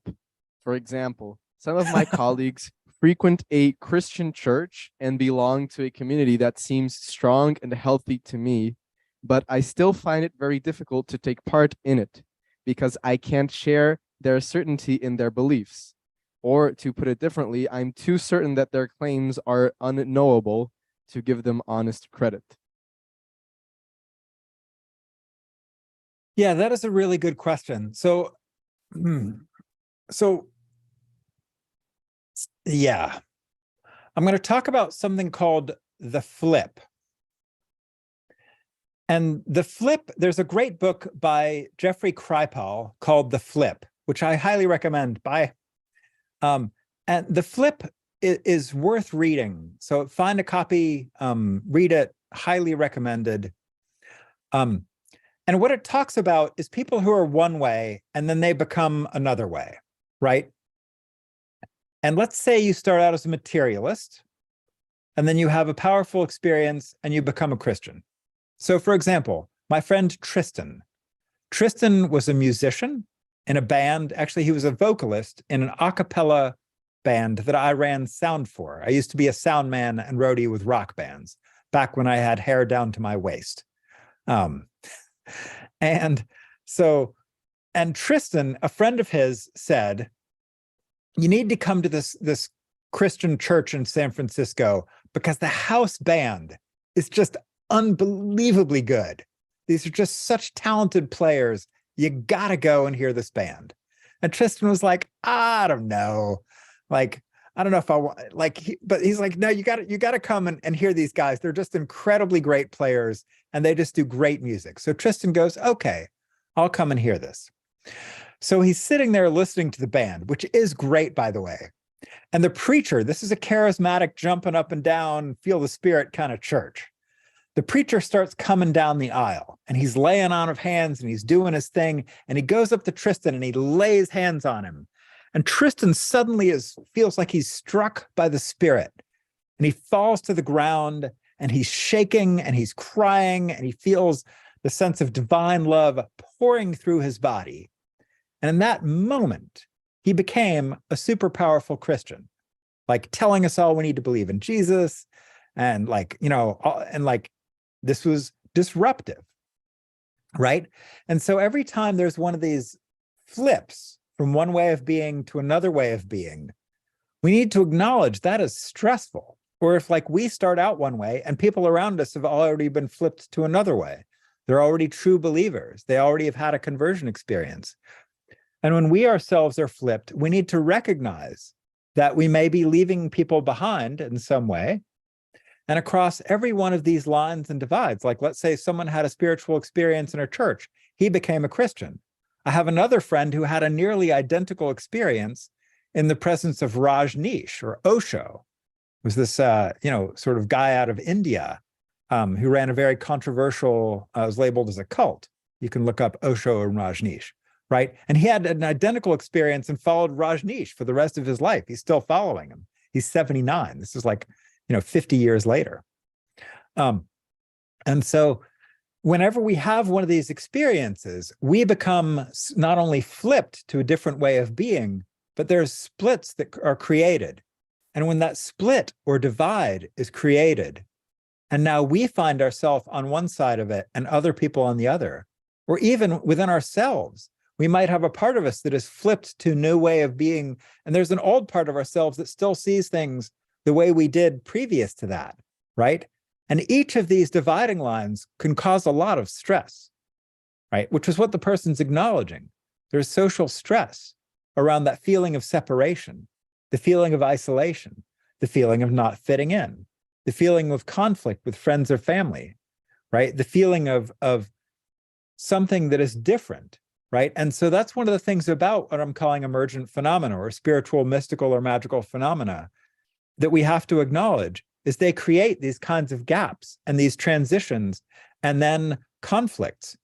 And then across every single one of those boundaries, like between materialist and a person who's had a powerful conversion experience to a religion, for example, there will be every one of the psychological coping mechanisms applied. Do you all know what the psychological coping mechanisms are? Does that term mean anything? Things like denial, bargaining, rationalization, exactly some of those spiritual coping mechanisms. And there are mature ones like altruism, and anticipation, and acknowledging, and things like that. But often the immature coping mechanisms get applied, where we deny that someone else is having these experiences. We dismiss those experiences. We discount or devalue the person having these experiences, or we might do it to other people on the other side of it. Now we've had a spiritual experience, and people who haven't had one, they're just not as good as we are, and they don't know how things really are, right? So every time there's one of these splits and divides, it does create these splits and these schisms. And I have no great solutions for that, because those splits are real, right? And if this person who's writing them the question just doesn't feel touched by the spirit, and their friends do, that's just one of the side effects that is created by these kinds of experiences. I lost a whole lot of friends when I started going on meditation retreats and started having all these powerful spiritual experiences that they didn't have. But I gained a whole bunch of new friends. Now nearly my entire social circle is people who have had these kinds of experiences, because we do feel more comfortable in each other's presence, though they are often coming from all kinds of different traditions, right? So that's the thing. And yeah, so it's like, some of my friends will say like muggles and wizards are more comfortable hanging out, with their own kind, for example, sometimes. Although that's not always true. I have anyway. So was that a useful discussion, or did that lead to more questions or thoughts? Anybody?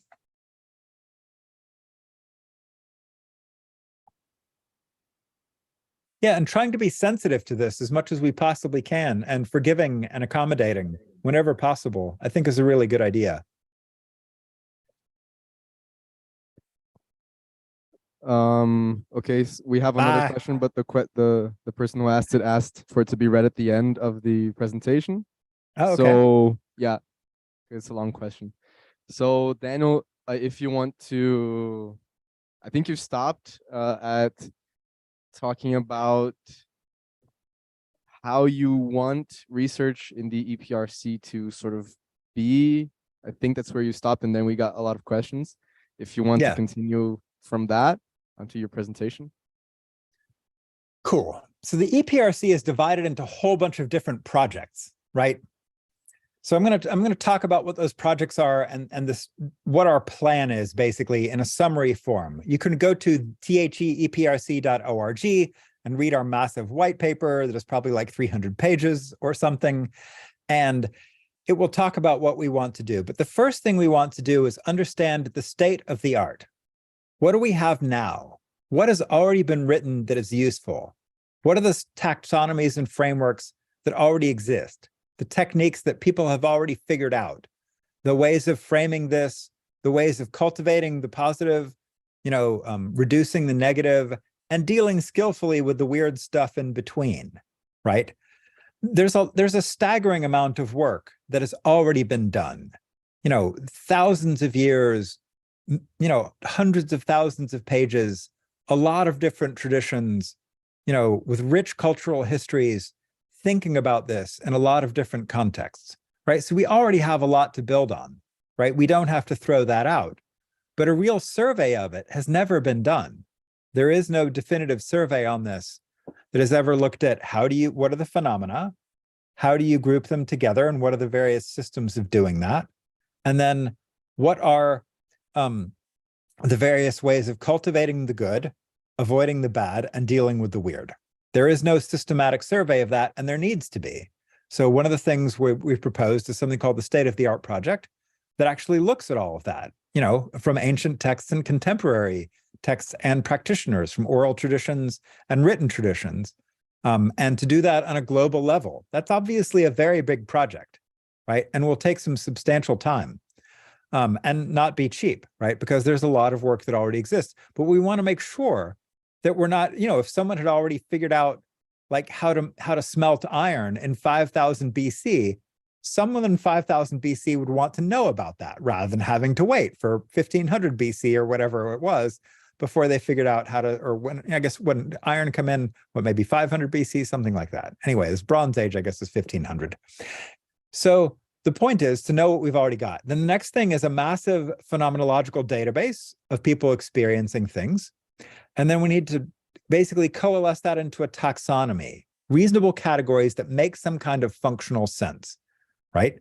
Currently, I use language like peak experiences and dark nights and equanimity and stuff like that. Those are the taxonomic categories, the groupings that I use. But there may be other ones that are better than that, right?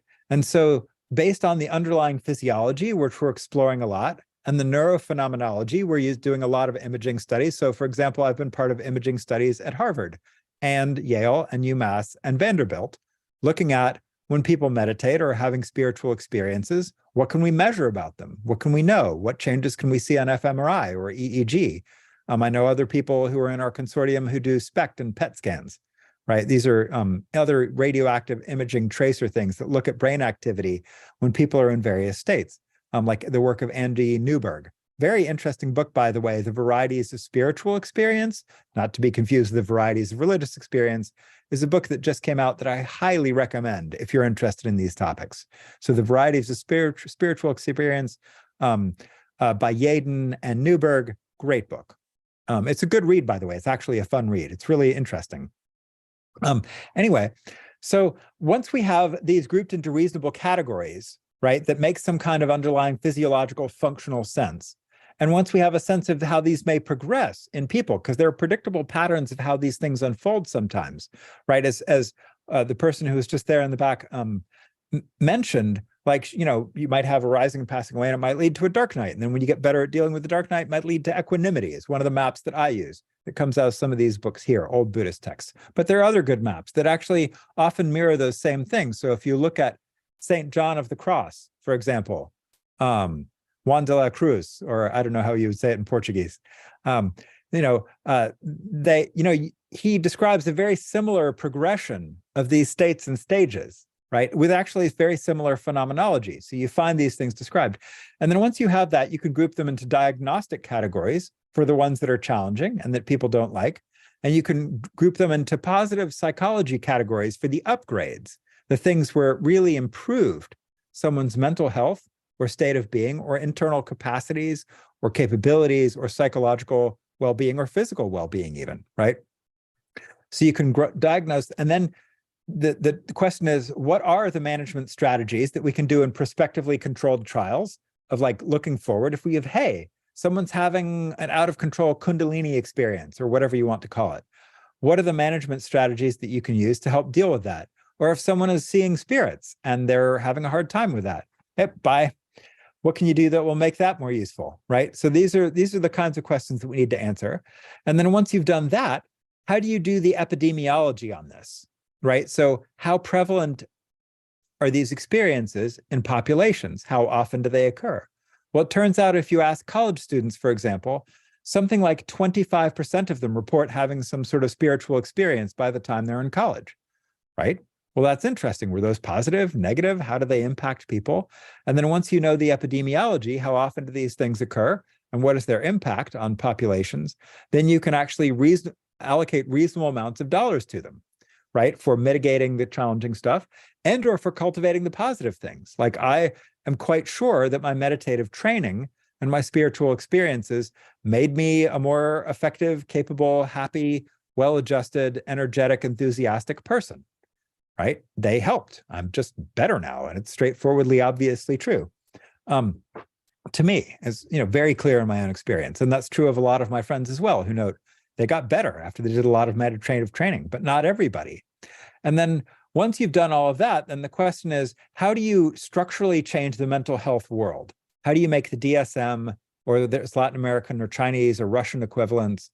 How do you make that reflect our new understanding? How do you make board certification criteria for emergency medicine or psychiatry or psychology or neurology or general practice reflect these new understandings, right? So that's how do you, and what kind of language do you use? So what kind of language is going to neutrally scale across the globe? That actually is going to require a lot of consensus and discussion. So for example, in the 1800s and early 1900s, there was a tremendous amount of work done in chemistry terminology. For example, you have a periodic chart, a table of the elements in the back of the room, right? So that was actually a tremendous amount of work of what do you call the elements and who gets to name them? And once they had determined all of that and it became sort of fixed, well, then you could move on and not have to argue about it anymore. And that's some of the language which scales now. So like, you know, there are a few weird examples, like the Germans call, you know, tungsten wolfram, you know, but everybody else calls it tungsten. Okay, fine. You know, but so there are these linguistic consensus things that need to be done, and that's going to take some time, right? So this is not going to be quick. And then how do you actually then assess the value and impact of what you've done? Have we made a difference in people's lives? Have we helped them stay off medications that they didn't need to be on, or save healthcare systems dollars, or improve the functional lives of populations of people dealing with this, them and their families and their communities, right? Have we made a real difference? And so assessing the value and impact of what we've done, you know, with economic measures and functional outcomes measures and basic happiness measures, not only for individuals, but also for systems. Did we make healthcare systems better, right? Did we save people's tax dollars and not spend it on needless pathologizing of things that didn't need to be? Or did we spend tax dollars on things that made people actually vastly happier and more resilient and capable of dealing with the inevitable challenges of life by helping to cultivate very, very positive spiritual qualities, right? These are important considerations. And once you've done all that, that's basically the EPRC plan. So any thoughts on that? And I could, you know, I condense what could be a 5-hour lecture into about 10 minutes.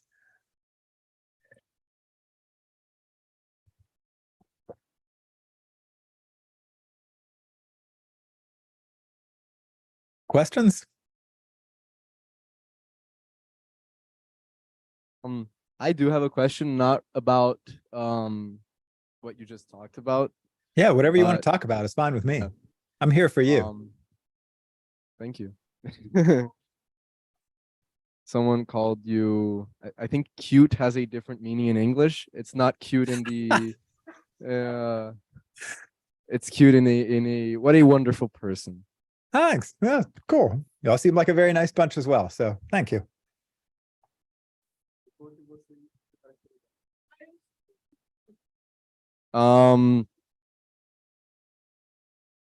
Basically, I wanted to ask, you've done a very good job of keeping this the meditative terminology used at an accessible level for everyone. I wanted to ask specifically about what you talked about, like, oh, we don't really know ontologically anything, or we cannot make an assumption, a basic assumption about reality. You cannot. Well, you make can. You can. I just don't know how you prove it. Oh, okay. Right. I mean, you can make them, and it depends on what your own epistemological criteria are. So epistemology is how you think you know things. So, and there are a lot of different epistemological criteria. So, for example, like, you know, something like 3 or 4 billion people on the planet are quite convinced that the revelations of a few people in the deserts of the Middle East constitute a reasonable basis on which to say what reality is and how things are, right? You know, okay, well, if that works for them, fine. You know, and then the question is, how do you relate to that in a way that adds value to their own lives if they come to you with these sorts of experiences, right? And just because I, you know, can imagine how challenging it is to prove any of these things ultimately as being true or not true, that in some ways is my own epistemological, meaning how do I know, biases. Right. Okay, fair. I'm willing to roll with that. I wanted to ask about, like, the models of awakening, in the sense, like, how can you talk how do you plan on talking about them, about the experiences I guess like you could call permanent personality changes after certain events in meditation practice. I mean, How usually can you- permanent perceptual personalities often are not as affected as people Okay. often might want them to be, or not, depending on how much they like their personality. Yeah. Right. How could you talk about them without making like ontological statements about what happened? Like, do you talk about what happened, or is it just like, oh, you went through sort of this, so you can expect this to happen perceptually, and we don't talk about what happened? Like, So all of the traditions, when I think about what scales globally, are going to add their own overlay. Is this becoming a saint? Is this becoming awakened?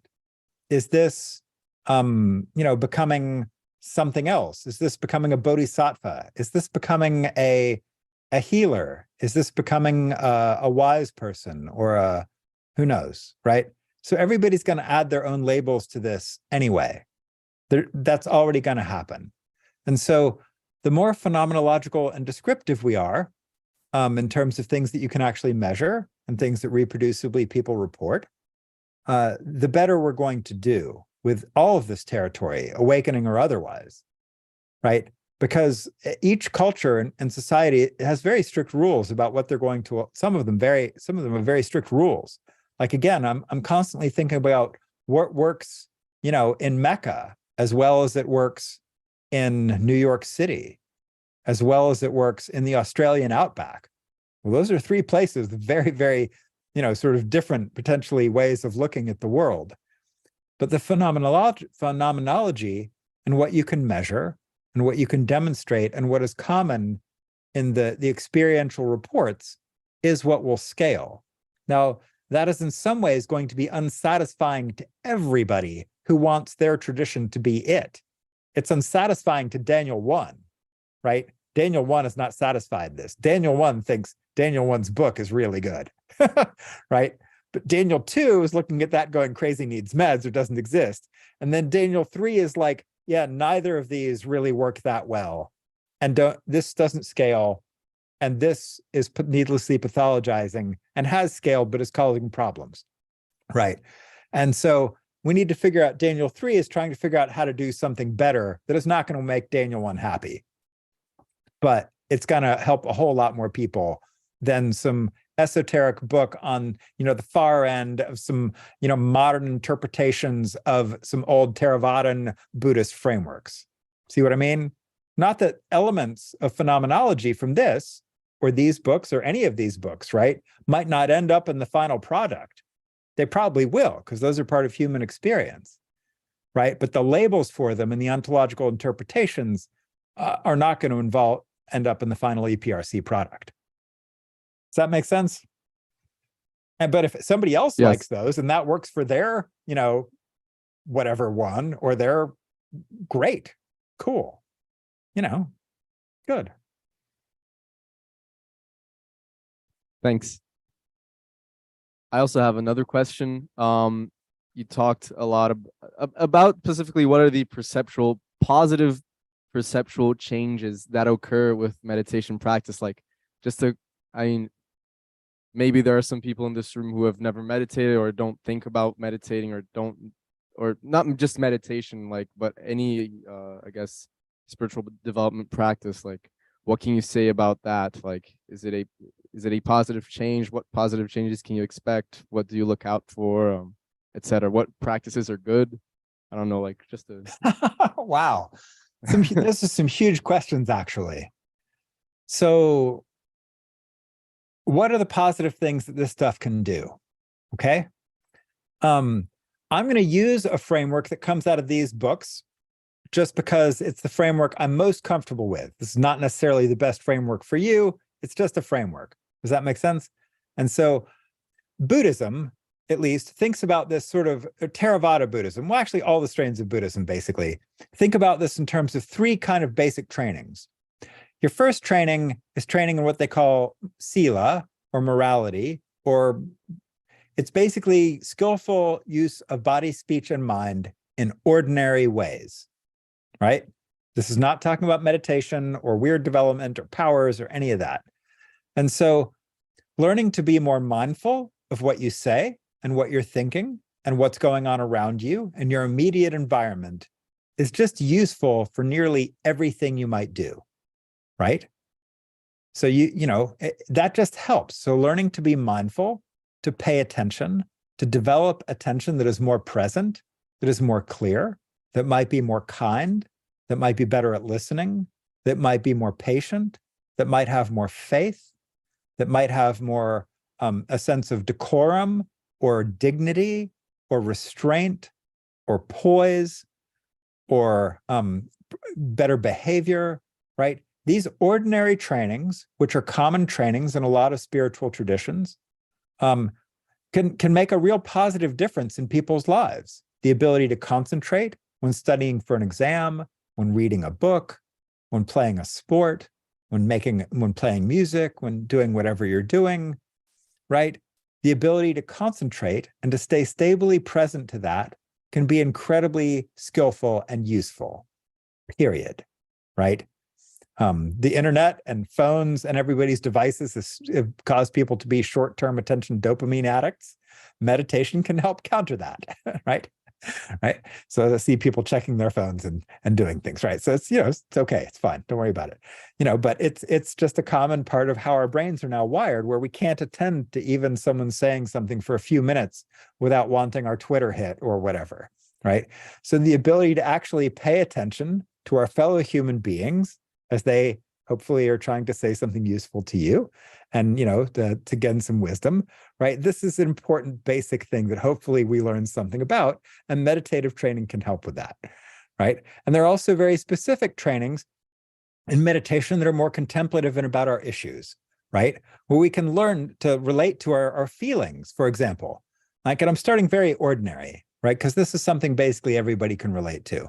We can see a physical sensation of a feeling, of fear, or of desire, or of anger, right? And we can feel this in our bodies, and we can see the thought that might be triggering it. And we can go, that is a thought.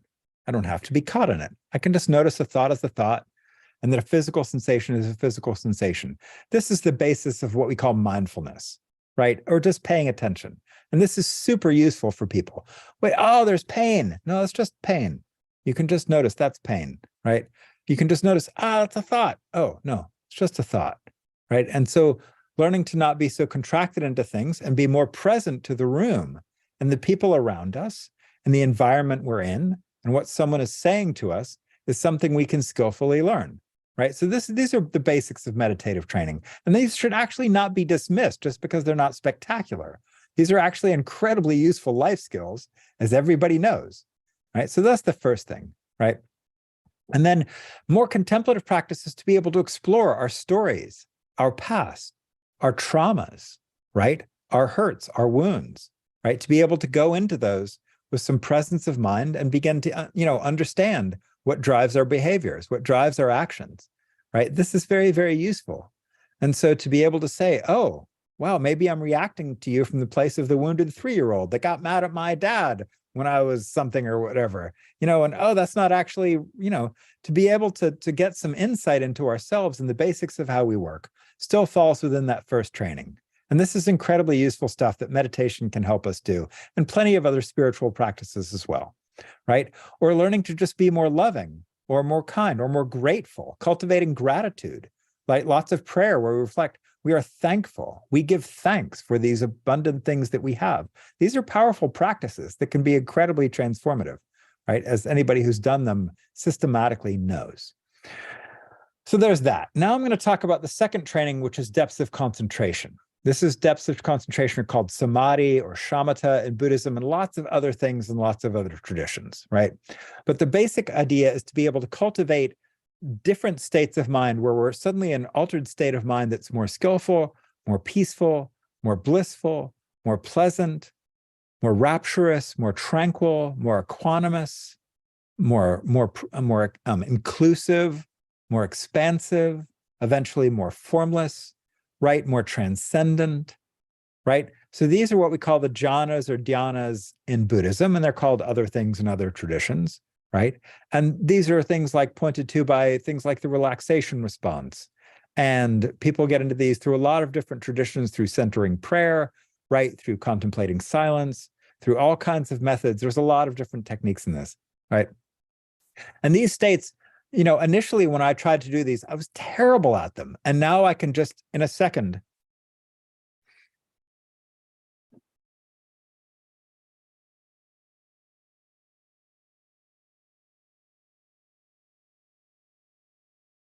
I can drop into extremely pleasant, tranquil, peaceful states of mind.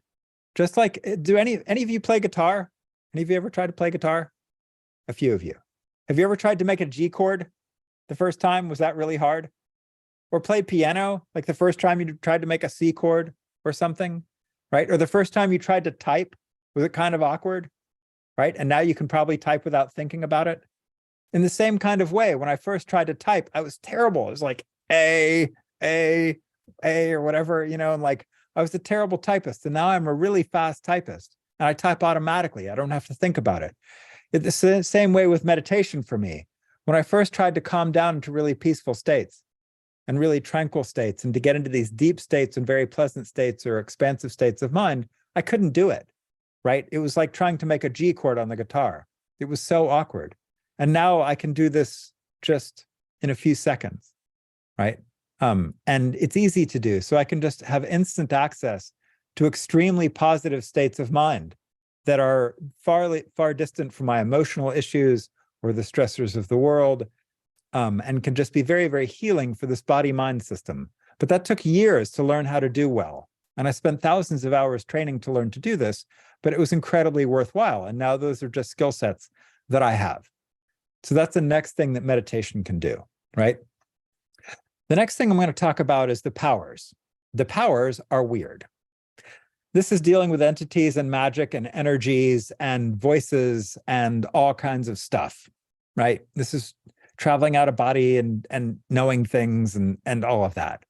The powers are a huge and super complicated topic that I don't even know where to begin with, and that could be hours of discussion. Let's just say the powers can be captivating, fascinating, a total distraction, absolutely destabilizing and trouble, and also incredibly healing and revealing, right? The powers are a huge topic. We could talk a little bit more about them, but I'm going to move on to insight, okay? And insight is the third training in Buddhism. And basically, insight are fundamental perceptual transformations, stages of awakening, where after them, you now at baseline are structurally, perceptually different. You look at the world in a way that is better, more clear, more expansive, allowing emotions and feelings to move through much more easily, with vastly less identification or trouble, and a tremendous sense of direct clarity about your experience that automatically, progressively puts things in proportion, lets you see thoughts just as thoughts, sensations just as sensations, and allows things to just happen on their own, happen as they do, as they are, very clearly, to see through time, to see through space, to understand that time is just constructed now out of thoughts of past and future, to be able to automatically just be able to perceptually notice how much of your experience is fine versus how much of it is not fine. You'll notice the vast majority of your experience, if you're experiencing, say, that whole room, is fine and always going to be fine. And anything that's not fine is going to be a very small portion of it, even at its worst.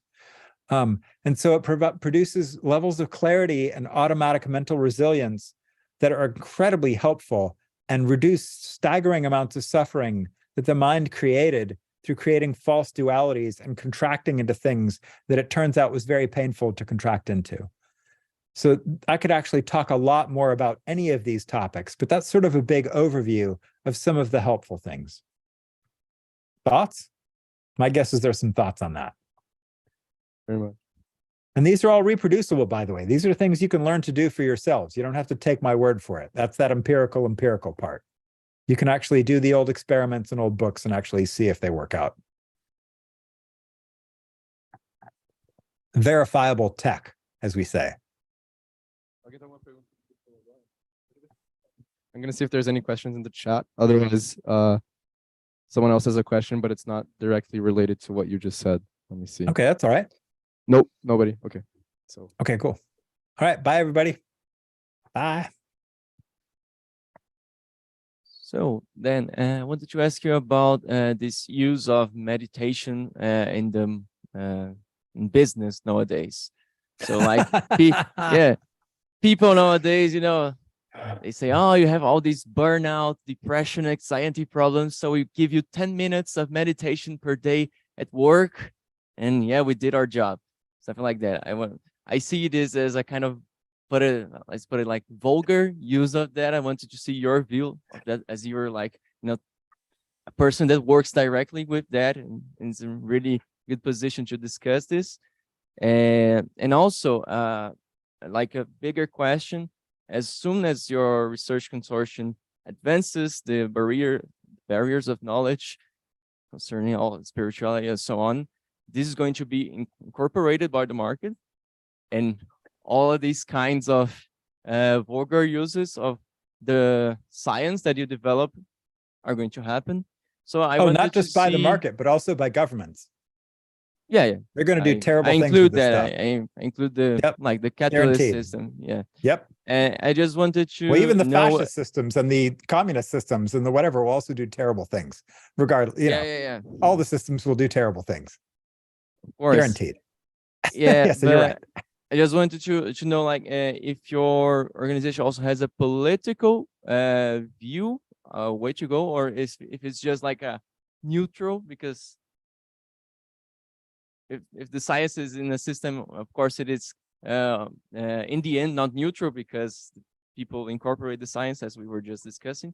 So is your organization totally neutral? Does it have a political view, or does it have maybe other organizations that it talks to, so that this new knowledge that will emerge is in the best way, I don't know, connected to the people? Or yeah, just give me some thoughts.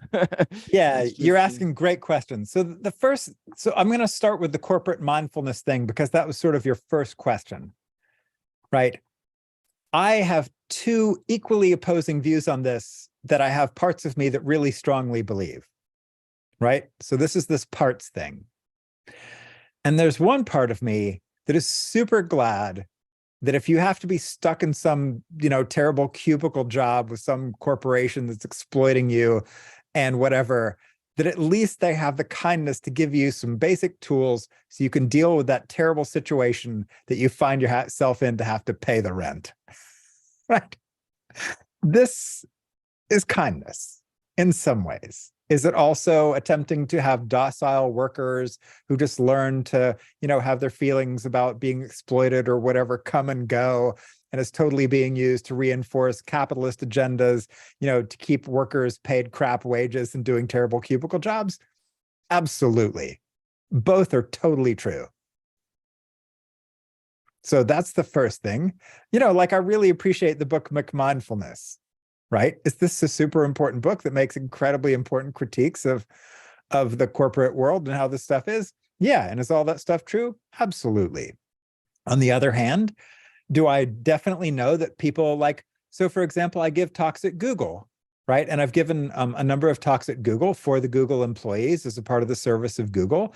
And are these people grateful that, like, you know, they have presentations by people such as myself and other meditation teachers, and they have these programs and rooms for people to sit in and whatever? And is that better than them not having those things? I think it is better than them not having those things, right? Is it perfect? No. Is it exploitative sometimes? Possibly, right? Is it also partially good? Absolutely. And that is the nature of this strange world that we live in, right?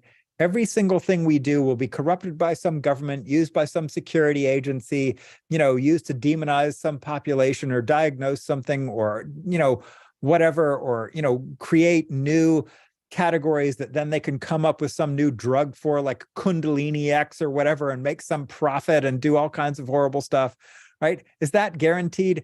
Absolutely guaranteed. And yet, do I think the world will be a better place for these technologies? Yes, even with all the problems they will cause.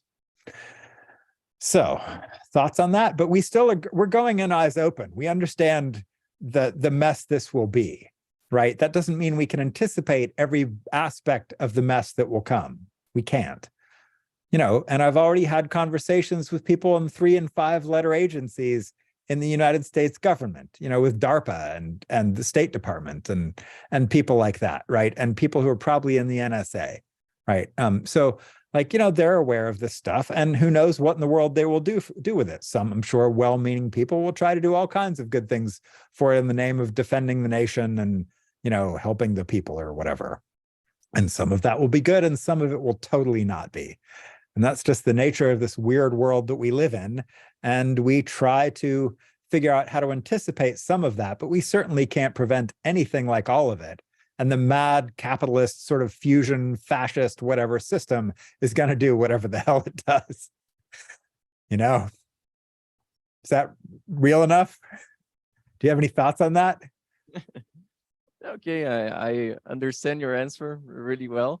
And I just thought maybe you would have you or your organization would have a more specific political view or something like that. But I guess you're more We kind have people of all neutral political with this. persuasions and a whole lot of different religions in our organization. Okay. We've got communists and capitalists and fascists and all kinds of other things, socialists and variants of these various things, and socialists who think they're socialists but are really capitalists, and people who think they're merely Republicans but are actually fascists, and we've got all of that, and there it is. Thanks. You're welcome. But yeah, and so we aim to have this reach people of all political persuasions, of all religious persuasions, because people of all political and economic parties and views still have these experiences. And that kind of doctory way, I've taken care of people who are flying the drones, piloting the drones remotely that were bombing the kids in Pakistan as an ER doctor. And I took care of them just like I took care of anybody else, because they deserve care, because they're humans, right? And so, in that kind of spirit, we want to bring healthcare to everybody, regardless of their views, in the same way that medics might take care of people in a war who are on both sides, if they're really being, true to their calling, right? Because they're humans who deserve care, and they're humans who deserve good information about these experiences. That's really the spirit we're coming to this in. And so our goal is to avoid political sides to the greatest degree we possibly can.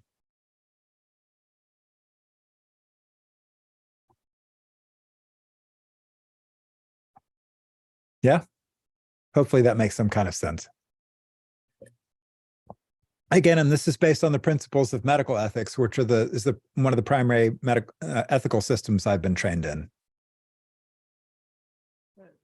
Daniel, still in the topic of the EPRC and the foundation, you said that you made that to change the world. Is the way that you said, and it was in the direction of there are lots of people that have some idiosyncratic mystical experience, and the doctors usually don't know how to deal with that, and they go to, oh, that's a disease, let's put some drugs in that, even if it might have real healing potential or transformative potential, or not, potentially do better without those medications. But we're going to have to compare those things, by the way.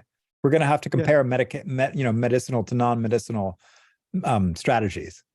Oh yes, and I feel like the answer and the way that you tried to accomplish this project was the way of hard science, and to do the research and do the outcome studies and all that. Yep. Yes, that's one of the ways anyway. Yes, the state of the art, to know how the religious tech of around the world have to say about that. But I feel like there's and that all of that helped the psychologist, the physician to help those patients and the but public. I feel like, yes, and I feel like there's another side of this enterprise that could be the cultural side of things, not only for the doctors, for the not only to generate the hard science that will be able to deal with this kind of things, but put in the culture some some more healthy ways to look at those things.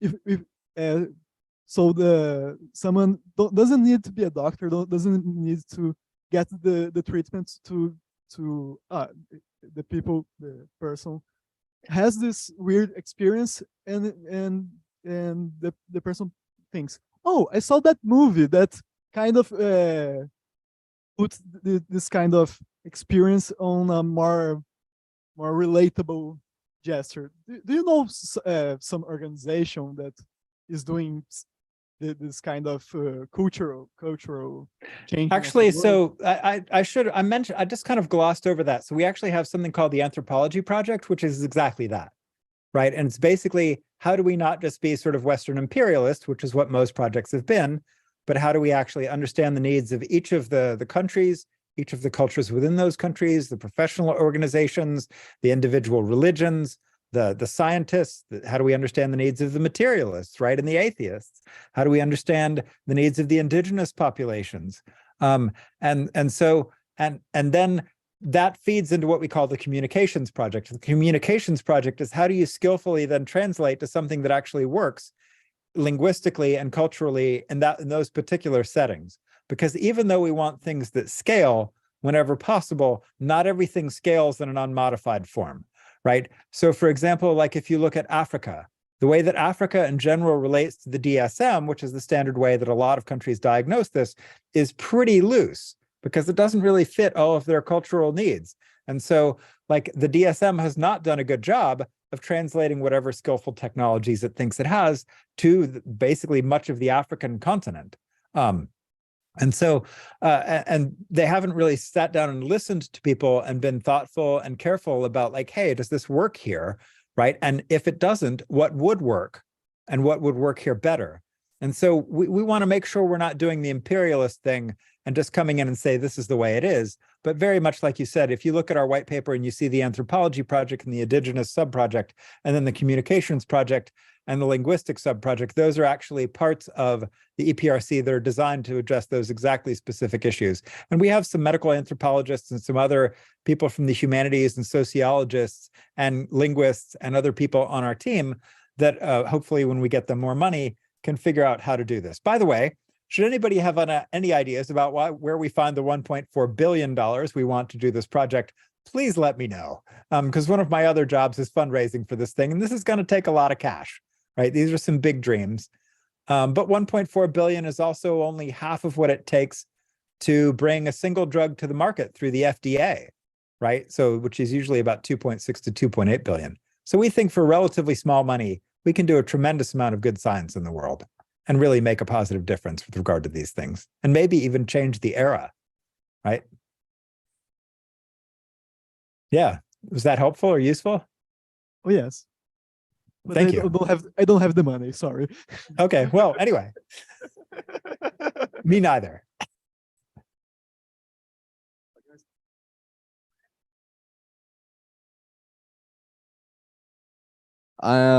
Since nobody else has any questions, I'm gonna read the final question in the chat. I think it's a meditation sort of question. Okay, cool.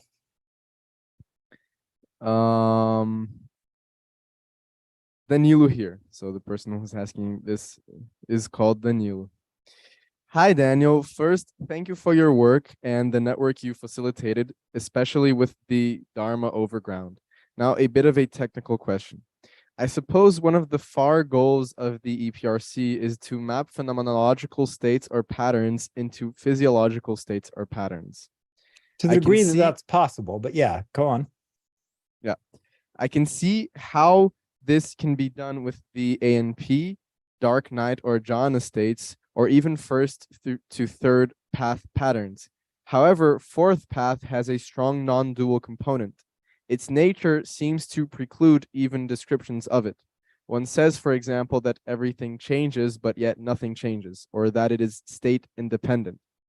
Do you think it would be possible, even with limitless computational powers, computational and measurement device power, to map the quote-unquote thing itself, or that the best we could do is to identify general trends? That's a good question. So I actually don't think that that one is as hard as you think it is, because the difference is dramatic, right?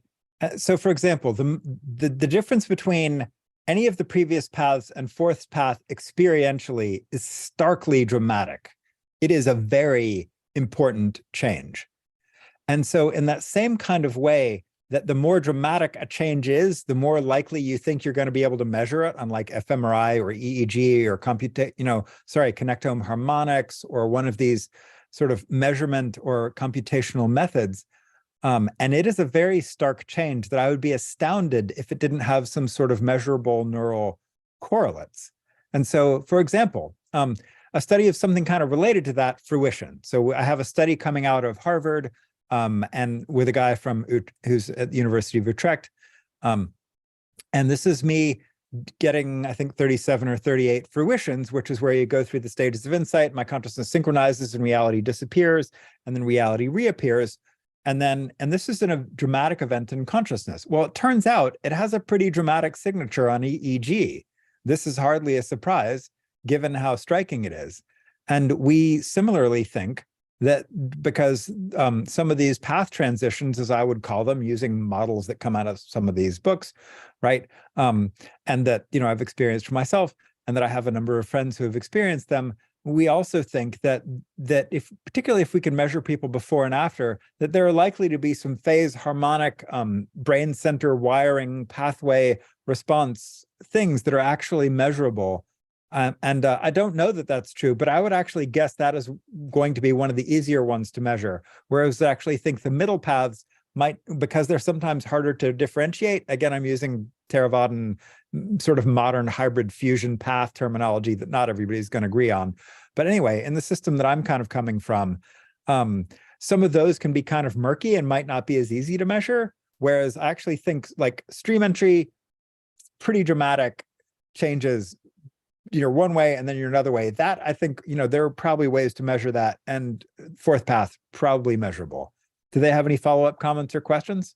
Again, I may be overly optimistic, but I'd be surprised if that wasn't doable, like within the next 5 or 10 years or something.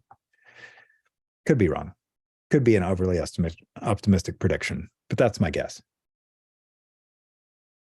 I don't see any follow-up questions, but there is a 1 minute delay in the live stream. So okay, cool. It's getting late here in Brazil. I don't know how your time is, Daniel, but it's it's 6:55 here. I don't do you have more time? We have more advanced meditators here who maybe want to ask a question out of the live stream, just one-on-one. I don't know how you are with time demands. I got 5 more minutes and then I should cut off. I've been today has been a long day. This will be my 12th hour of doing stuff like this. So okay.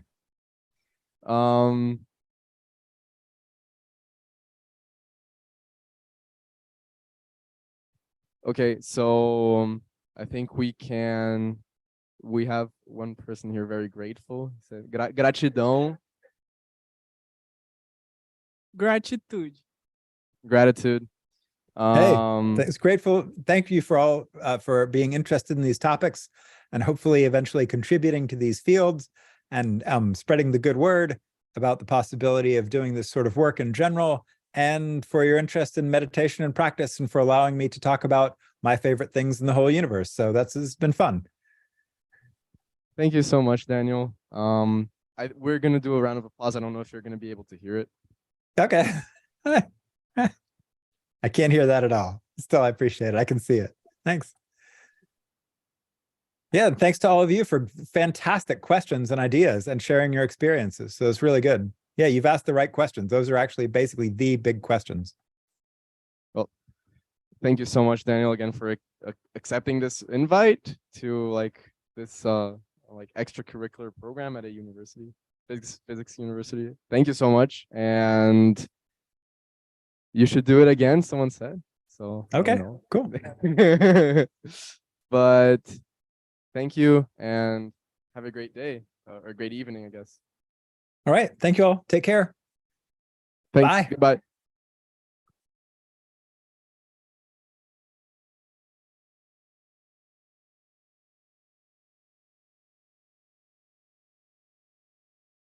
Obrigado a todo mundo que assistiu a live e tenha uma ótima noite.